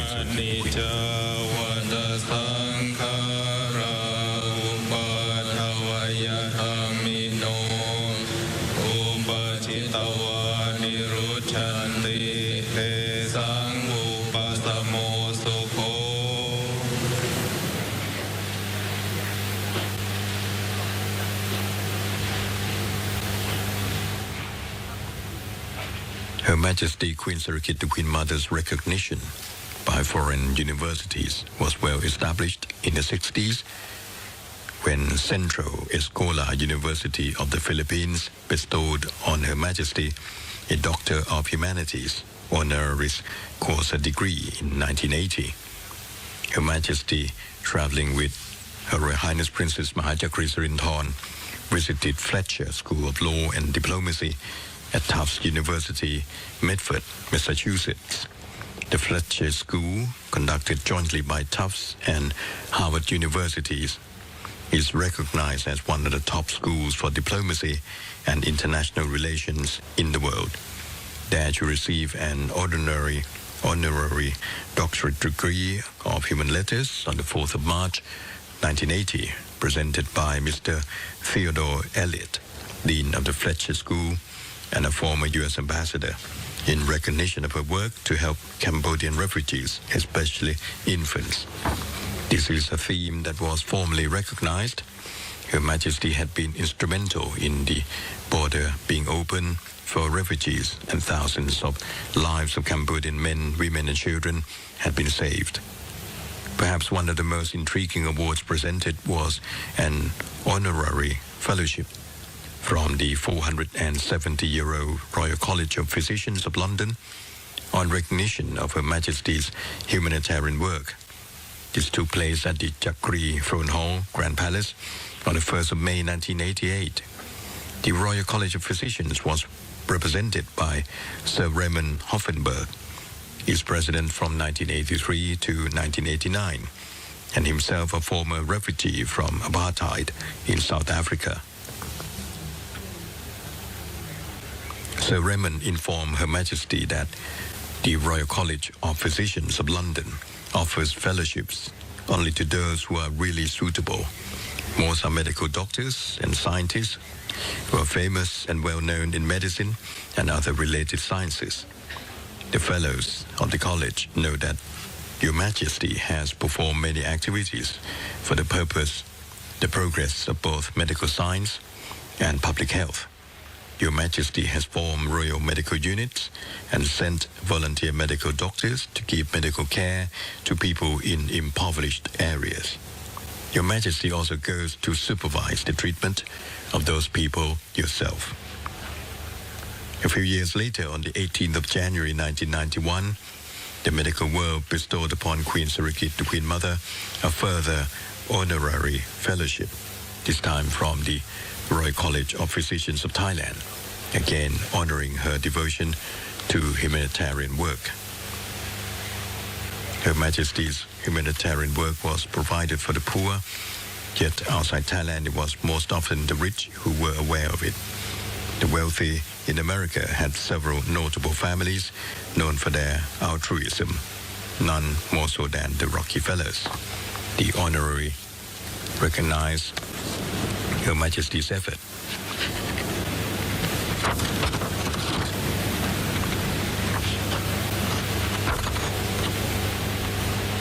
Her Royal Highness Princess Maha has been graciously designated by His Majesty the King to offer the 7 robes to this group of monks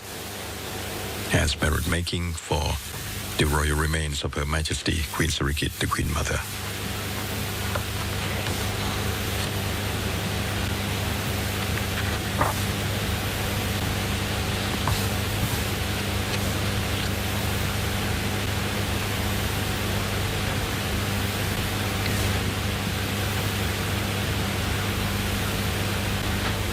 Mr. Kurt Waldheim, the then United Nations Secretary General,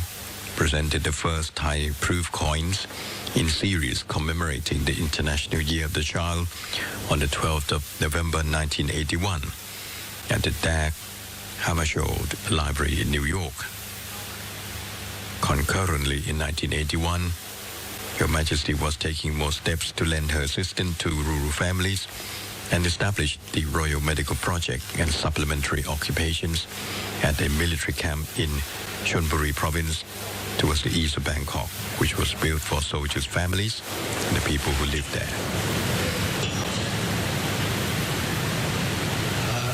จาวตัสสังขาราวุปาทวยธรรมิโนอุปัชฌิตวานิโรธ ชันติเตสังอุปสัมโมสุโข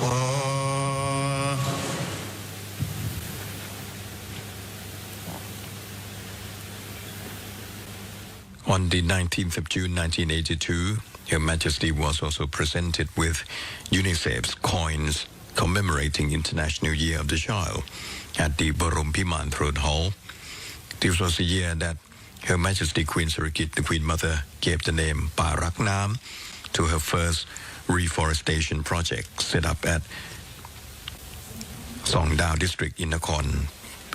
Sukul Nakhon province. Her Majesty's work continued to draw the attention of the United Nations. On the 2nd of August 1992, Her Majesty was awarded both the UNICEF Special Recognition Award and the UNIFEM Award of Excellence in recognition of her dedication in supporting the role of Thai women in developing the country. The UNICEF Special Recognition Award had never before been presented to a single individual. It was usually given to organizations and was awarded in this instance in recognition of her sacrifice and dedication in developing the quality of life for mother and child in Thailand. This emphasis on Her Majesty's humanitarian activities was recognized once more by a United Nations body, the United Nations Education, Scientific and Cultural Organization, or UNESCO. On the 30th of January 1992, when the organization awarded Her Majesty the Borobudur Gold Medal at Salatham Pavilion, Chiang Mai University in the north of Thailand. The Secretary General of UNESCO, Mr. Federico Meyer, presented the award, noting that Her Majesty had for over 40 years devoted herself to improving the lives of the poor by providing them with the work that develop and preserve their cultural heritage. The award ceremony took place at the opening of the Asian Weaving Heritage, Handicraft and Industry Fair in celebration of Her Majesty's 60th birthday. And once again, it proved to be an occasion in which Her Majesty could highlight the handicrafts and arts that the Thai people had on show at the time. Besides Her Majesty's work for the rural poor in terms of vocational education, she had also paid special attention to Thai women, gaining the reputation of an emancipated woman herself and an example of Thai womanhood. The Ceres medals from the Food and Agriculture Organization of the United Nations, or FAO, were presented to Her Majesty in recognition of an outstanding person who had devoted her life to the improvement of the lives of women and people in rural areas. The FAO started making the Ceres medals in 1971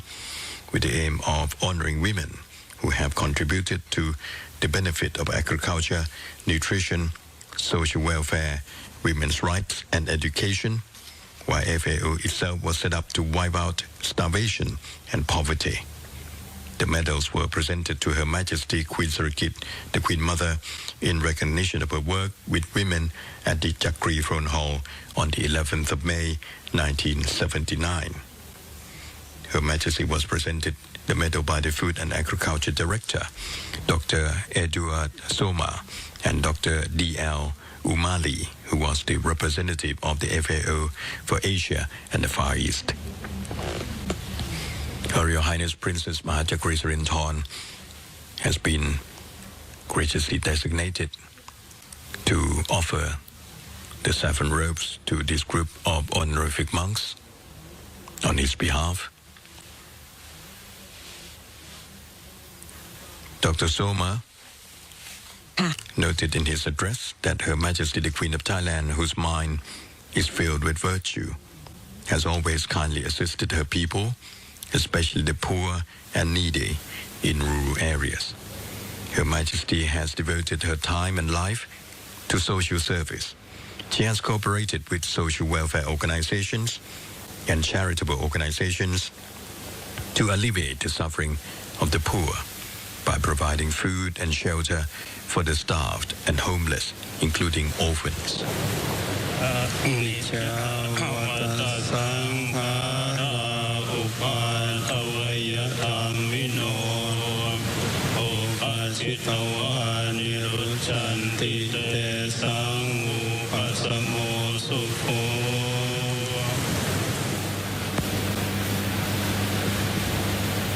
As I mentioned about the serious medals from the Food and Agriculture Organization of the United Nations, or FAO,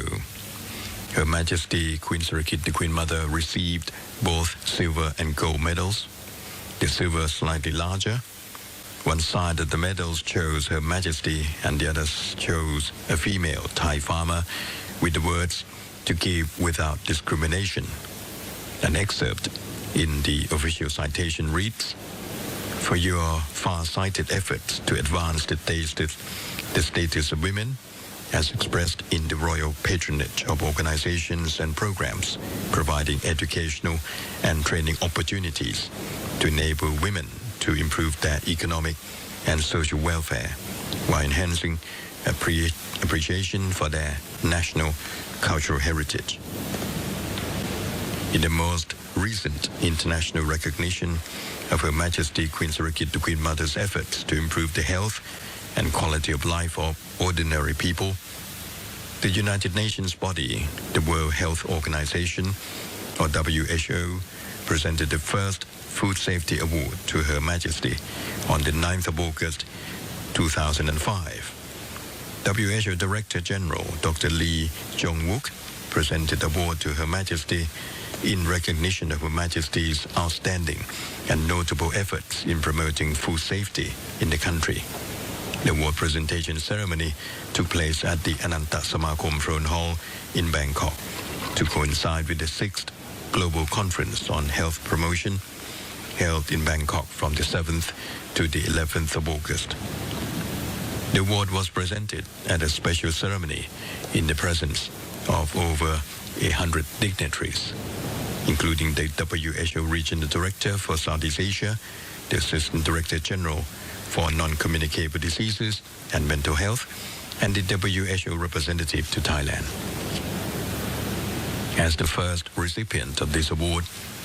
WHO wished to compliment Her Majesty Queen Sirikit, the Queen Mother, for her devotion and contribution to the promotion of food safety among the Thai people, particularly those living in remote areas. Food safety had always been an important issue for Her Majesty Queen Sirikit, the Queen Mother, as we saw on numerous occasions, having initiated model farms in rural areas, for instance, to create more food sources and provide jobs for local people to make a living. Her Majesty helped to reduce chemical use in food production and provided information on health measures against chemical hazards in daily life. Addressing the Assembly of Well-Wishers on the eve of her birthday anniversary in 1988, Her Majesty the Queen pointed out that good health was very important, as people would be better equipped to contribute to the progress and prosperity of the country. On the occasion of Her Majesty's 72nd birthday anniversary in 2004, the Ministry of Public Health published the book Kin Tam Mae, or Eat What Your Mother Does, featuring Her Majesty's own choice of nutritious food. Her Royal Highness Princess Maha Sirinthorn, on behalf of His Majesty the King, is now offering saffron robes to honorific monks taking their seats on the monastic platform. She's placing the offerings on top of the Prapusayong, the streamers, which is connected to the royal urn.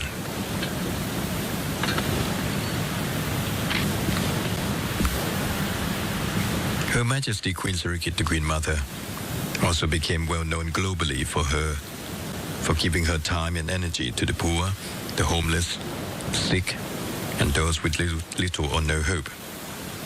Her humanitarianism was to strike a chord in the hearts of many Westerners who acknowledged her role played in the development of the country.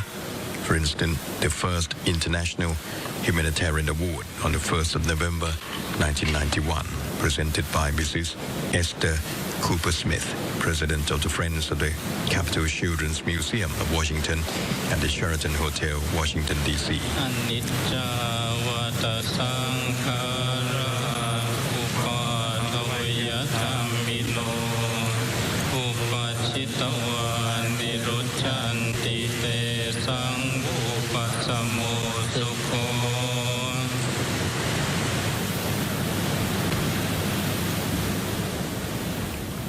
The first International Humanitarian Award on the 1st of November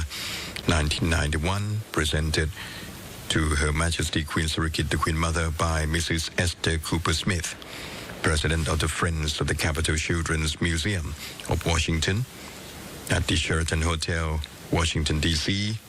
was for Her Majesty's work with refugees and especially children. The presentation ceremony was performed on the 1st of November 1991 at the VIP room of the Sheraton Hotel, Washington, D.C. Other receivers of this award were Mrs. Barbara Bush for her campaign to erase illiteracy and Mrs. Nancy Reagan for her work in the prevention of drug addiction. Queen Sirikit, the Queen Mother, became the first ever non-American award recipient. The citation on the Asia Society's Humanitarian Award, presented to Her Majesty on the 14th of March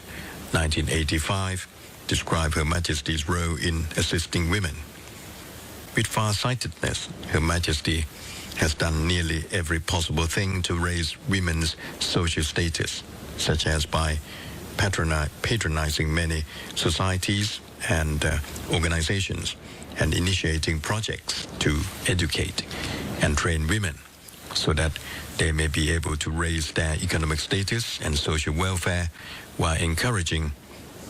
them to appreciate their Thai heritage of traditional art and culture. Conferred in New York by the President of the Asia Society, Mr. Robert B. Oxnam,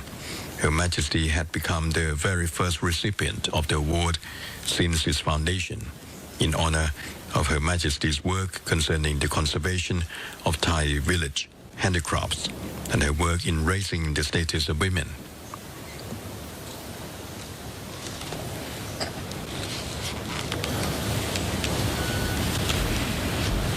His Majesty the King will now proceed to the front of the table of offerings before the royal platform underneath the 9-tiered Great White Umbrella of State to pay homage to the principal Buddha image of the ceremony, the Buddha image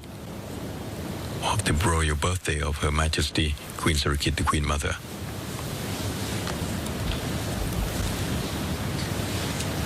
Their Majesties the King and Queen proceed to the front of the royal urn and pay homage to the royal remains of Her Majesty Queen Sirikit, the Queen Mother. His Majesty the King proceeds past the attending dignitaries. He lights the incense and candles of the mother of pearl tray before the dais, where the monks chant the Dhamma verses, the Abhidhamma.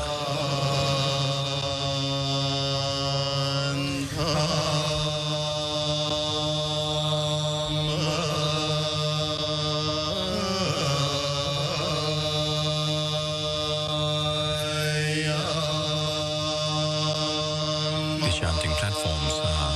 located at both the eastern and western sides of the northern portico of Dusit Maha Prasat Throne Hall. Their Majesties graciously receive the homage of those in attendance. And now their Majesties, accompanied by His Royal Highness Prince Tipankon Rasami Chod, Maha Wachi Rotamangkul, Sirik Vibhuan Rajakuman, and her noble consort, Sininat Hilat Kalayani, will depart from Dusit Maha Prasat Throne Hall, descending by the Prasat porch of Piman Rataya Throne Hall.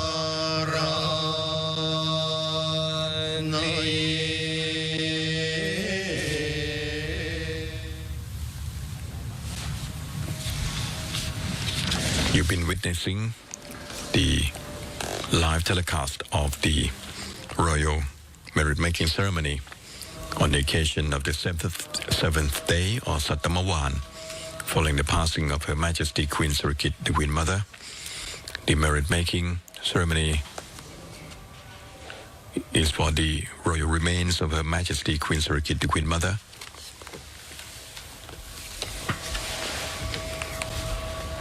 This is the exterior of the Dusit Maha Prasat Throne Hall.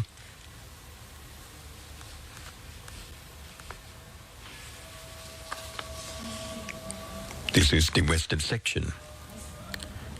of the Dusit Maha Prasat Throne Hall, where the royal urn of Her Majesty Queen Sirikit, the Queen Mother, is placed under a 90th Great White Umbrella of State. Built in the reign of King Rama I, King Puttayodfa Chulalok the Great, the founder of the Royal House of Chakri. Dusit Maha Prasat Throne Hall is one of the two important buildings admired as gems of the Thai architecture from the Ratanakosin period, and the only throne hall of typical Thai style in the Grand Palace compound. It has been used as the site for various important royal ceremonies from the beginning, as a site for daily audiences granted by King Rama I and the grand audience granted by King Rama VI on the occasion of his coronation ceremony. During the reign of King Rama IX, the granting of the most illustrious order of Chula Jom Klau royal decorations on Coronation Day took place in this throne hall. The tradition establishing Dusit Maha Prasat Throne Hall as the place where the bodies of the deceased members of the royal families are laid in state began with King Ram I in 1810. Thereafter, the royal remains of the Dowager Queen Sawangwatana, Her Majesty Queen Rampai of the 7th reign, Her Royal Highness Princess Sinakarindra, the Princess Mother, Her Royal Highness Princess Kalayani Watana, Kromalung Narathiwat Rajanakarin, and Her Royal Highness Princess Pecharat were placed here in the throne hall.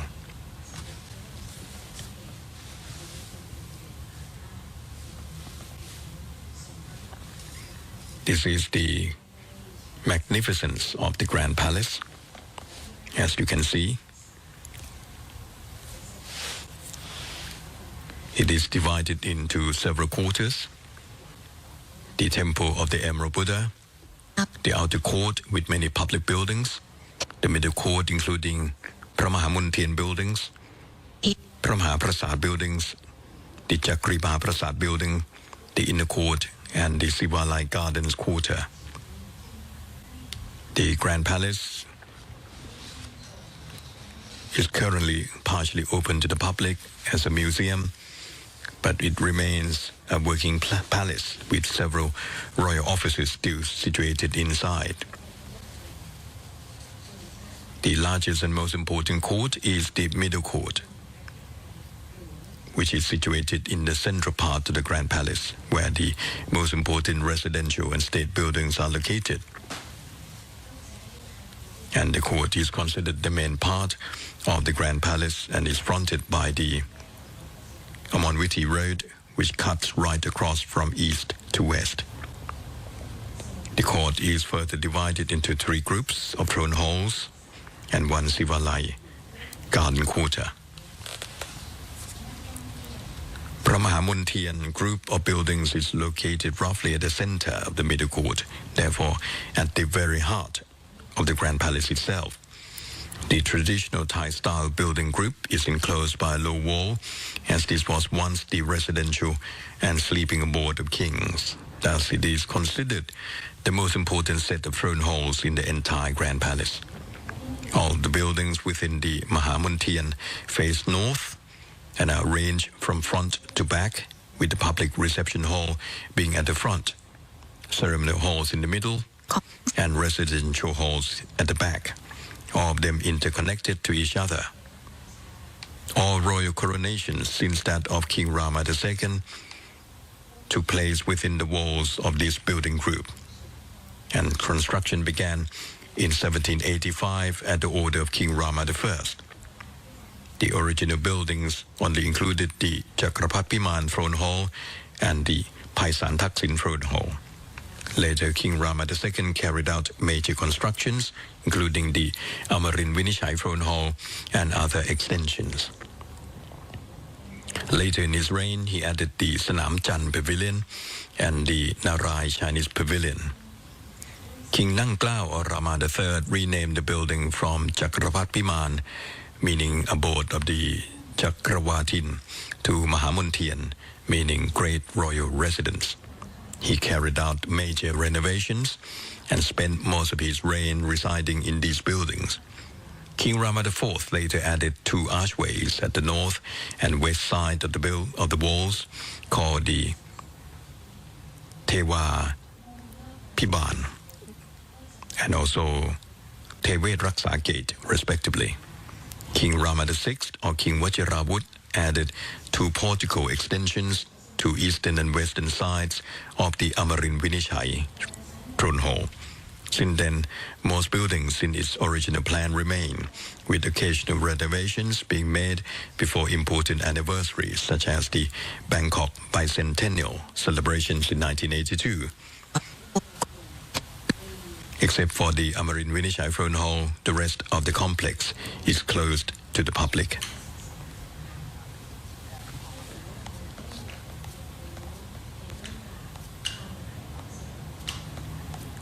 So this is one of the tourist attraction site for Thailand, the Grand Palace, the first royal residence in Bangkok.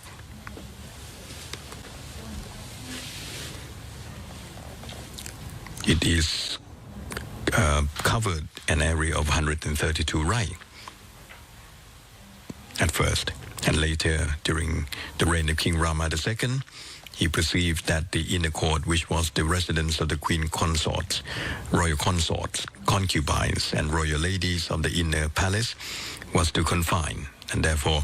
His Majesty graciously ordered the extension of the southern side towards Tai Wang Road by an additional 20 rai to Ngan, making a total area of 152 rai to Ngan.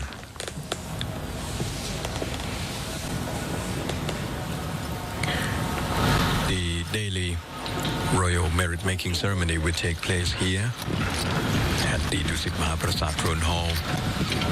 with the royal merit-making ceremony on the occasion of the 15th day following the passing of Queen Sirikit, the Queen Mother, taking place in 8 days' time. That's when the Television Pool of Thailand will conduct our next live broadcast of the royal merit-making ceremony. Their Majesties, the King and Queen, accompanied by His Royal Highness Prince Tipankon Rasami Chod, Maha Wachiro Tamangkun, Siri Vibun Rajakuman, and her noble consort, Sininat Pilat Kalayani, are now departing from the Dusit Maha Prasat Throne Hall. They will enter the royal motorcade at the gate beside Rajakaranya Sabha Pavilion and return to Amponsatan Residential Hall, Dusit Palace. The Guard of Honor will render a royal salute, and the Royal Thai Army Band will play the royal anthem.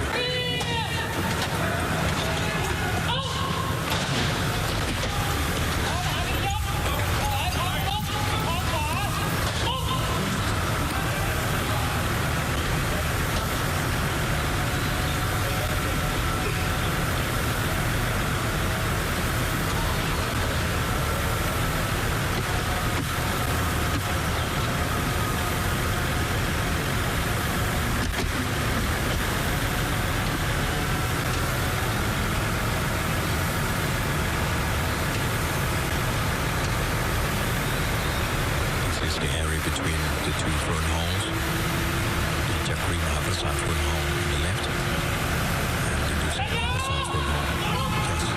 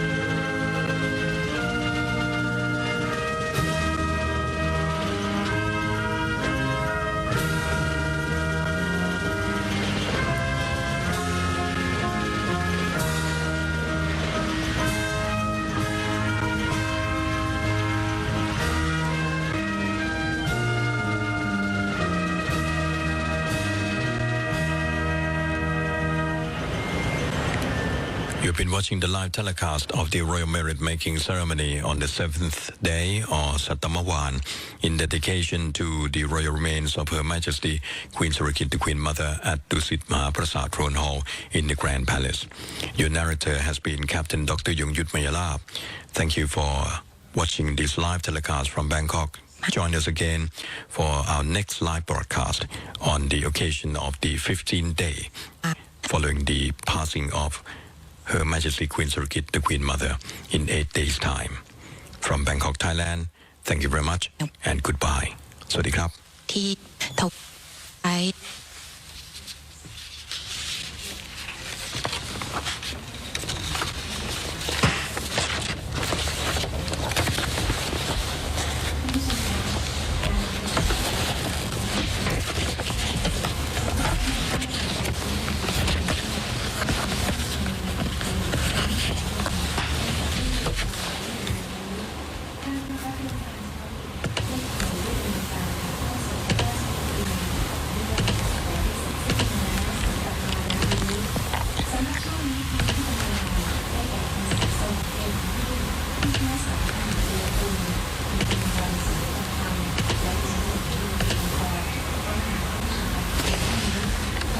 สำหรับการติดตามและขอเชิญรับชมรายการตามปกติของทางสถานีค่ะสวัสดีค่ะ